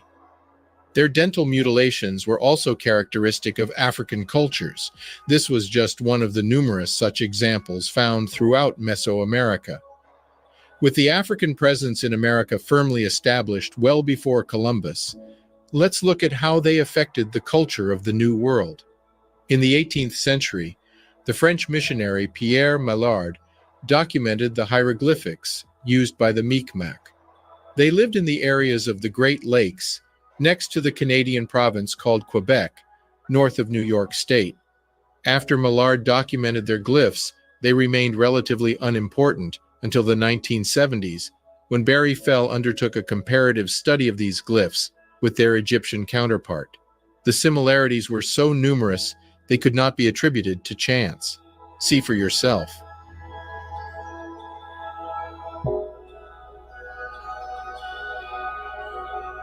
What followed, however, was an example of the many denial attempts by historians that many of us have become accustomed to. Historians did agree that the similarities were beyond what pure coincidence could explain. However, they dismissed the idea of Egyptians reaching the Americas as impossible, even though it has been well documented that Kemet had seaworthy ships. In fact, in 1970, Thor Heyerdahl conducted 2 expeditions, Ra 1 and Ra 2, to demonstrate that Kemetic boats were seaworthy. They successfully sailed from Morocco to Barbados in 52 days. That is 12 days faster than Amerigo Vespucci. The architecture of the temples and monuments is also remarkably similar. Here is a little-known fact. The base of the Pyramid of the Sun is exactly the same as that of the Pyramid of Giza. Both have a base of 230-meter side, or 756 feet. This is remarkable. From the stone-built pyramids to the doorways and corbelled vault arches. These are not mere resemblances, but they carry signatures of the same methods of building and the same preference for materials. Both Egyptians and Mayan pyramids are built of limestones. Both cultures used pyramids as a burial place for their rulers, just like in Egypt. Even if the pyramids in the Giza complex were not built tombs, the majority of the 100 pyramids discovered to date in Egypt were tombs.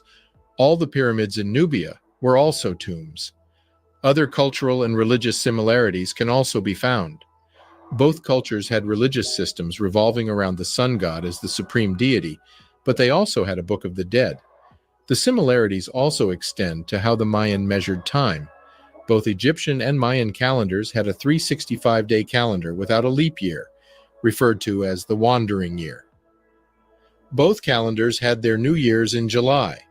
In fact, the Mayan calendar can be seen as an inheritance from the Olmec calendar, also a 365-day calendar, and it doesn't stop there.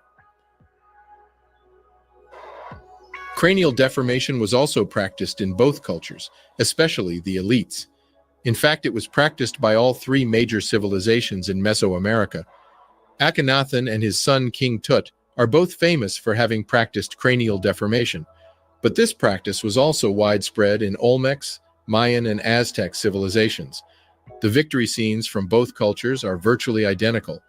See the depiction of the Narmer palette and scenes from the Aztec Codex. One of the most telling similarities between both these cultures is rooted in how they decided to record information.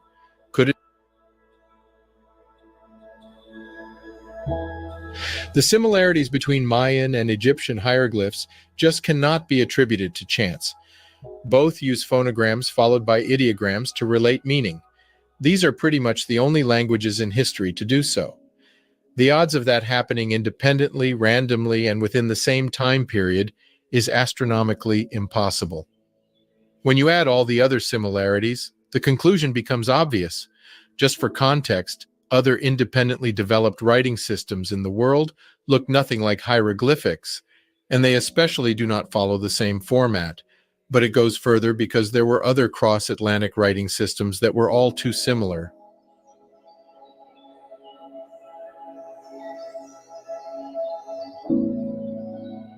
The Veii script from ancient Mali has been found on pre-Columbus Mesoamerican artifacts. This is information you rarely hear from archaeologists today.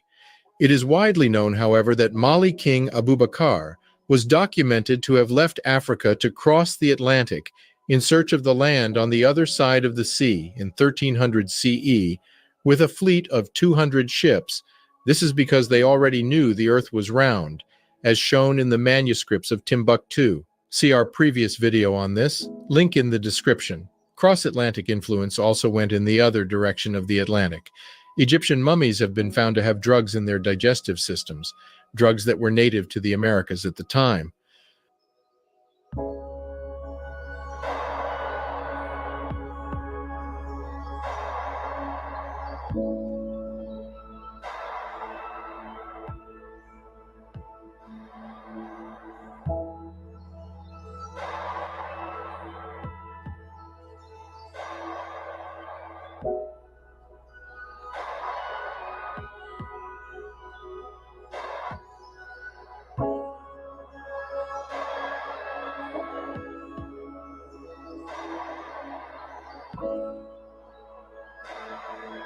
Dr. Svetla Balabanova came across traces of both coca and tobacco.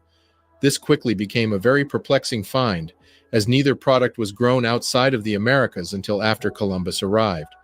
This means that all the way back in 1250 BC, Africans were going back and forth to the Americas.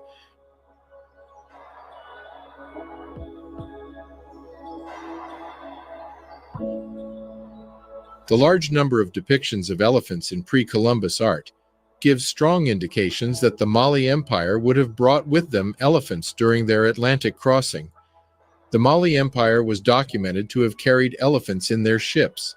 So it is very possible and in fact reasonable to assume that the numerous depictions of elephants in the New World would have been from Africans crossing the Atlantic with them. These depictions of Olmec pottery on the left and Mayan carving of elephants on the right are a great example of this.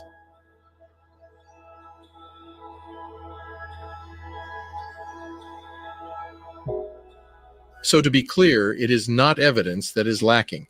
No, in fact, we have more evidence that we would care to admit. The true problem is the continuation of dishonest archaeological practices that really started to take flight in the late 18th and 19th century.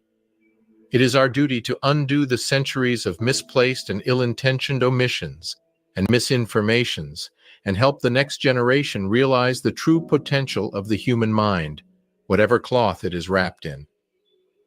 I would like to leave you with this last quote from the great teacher himself on the opposition one faced in his life when trying to expose the truth. Quote, "Well, fighting for a new vision of man, a new vision of history, is worth it, painful though it may be. The warrior's courage does not protect him from the wound of bullets. But I have found over time, David, that the negatives have been my greatest help. That is the one lesson I have learned over the years. The negative is very important. Oftentimes, it is more important than the positive. Sometimes, if something is highly successful and meets no great opposition, it can make you facile. If it meets with great negatives, it can be even better in the end." Go figure. Follow me.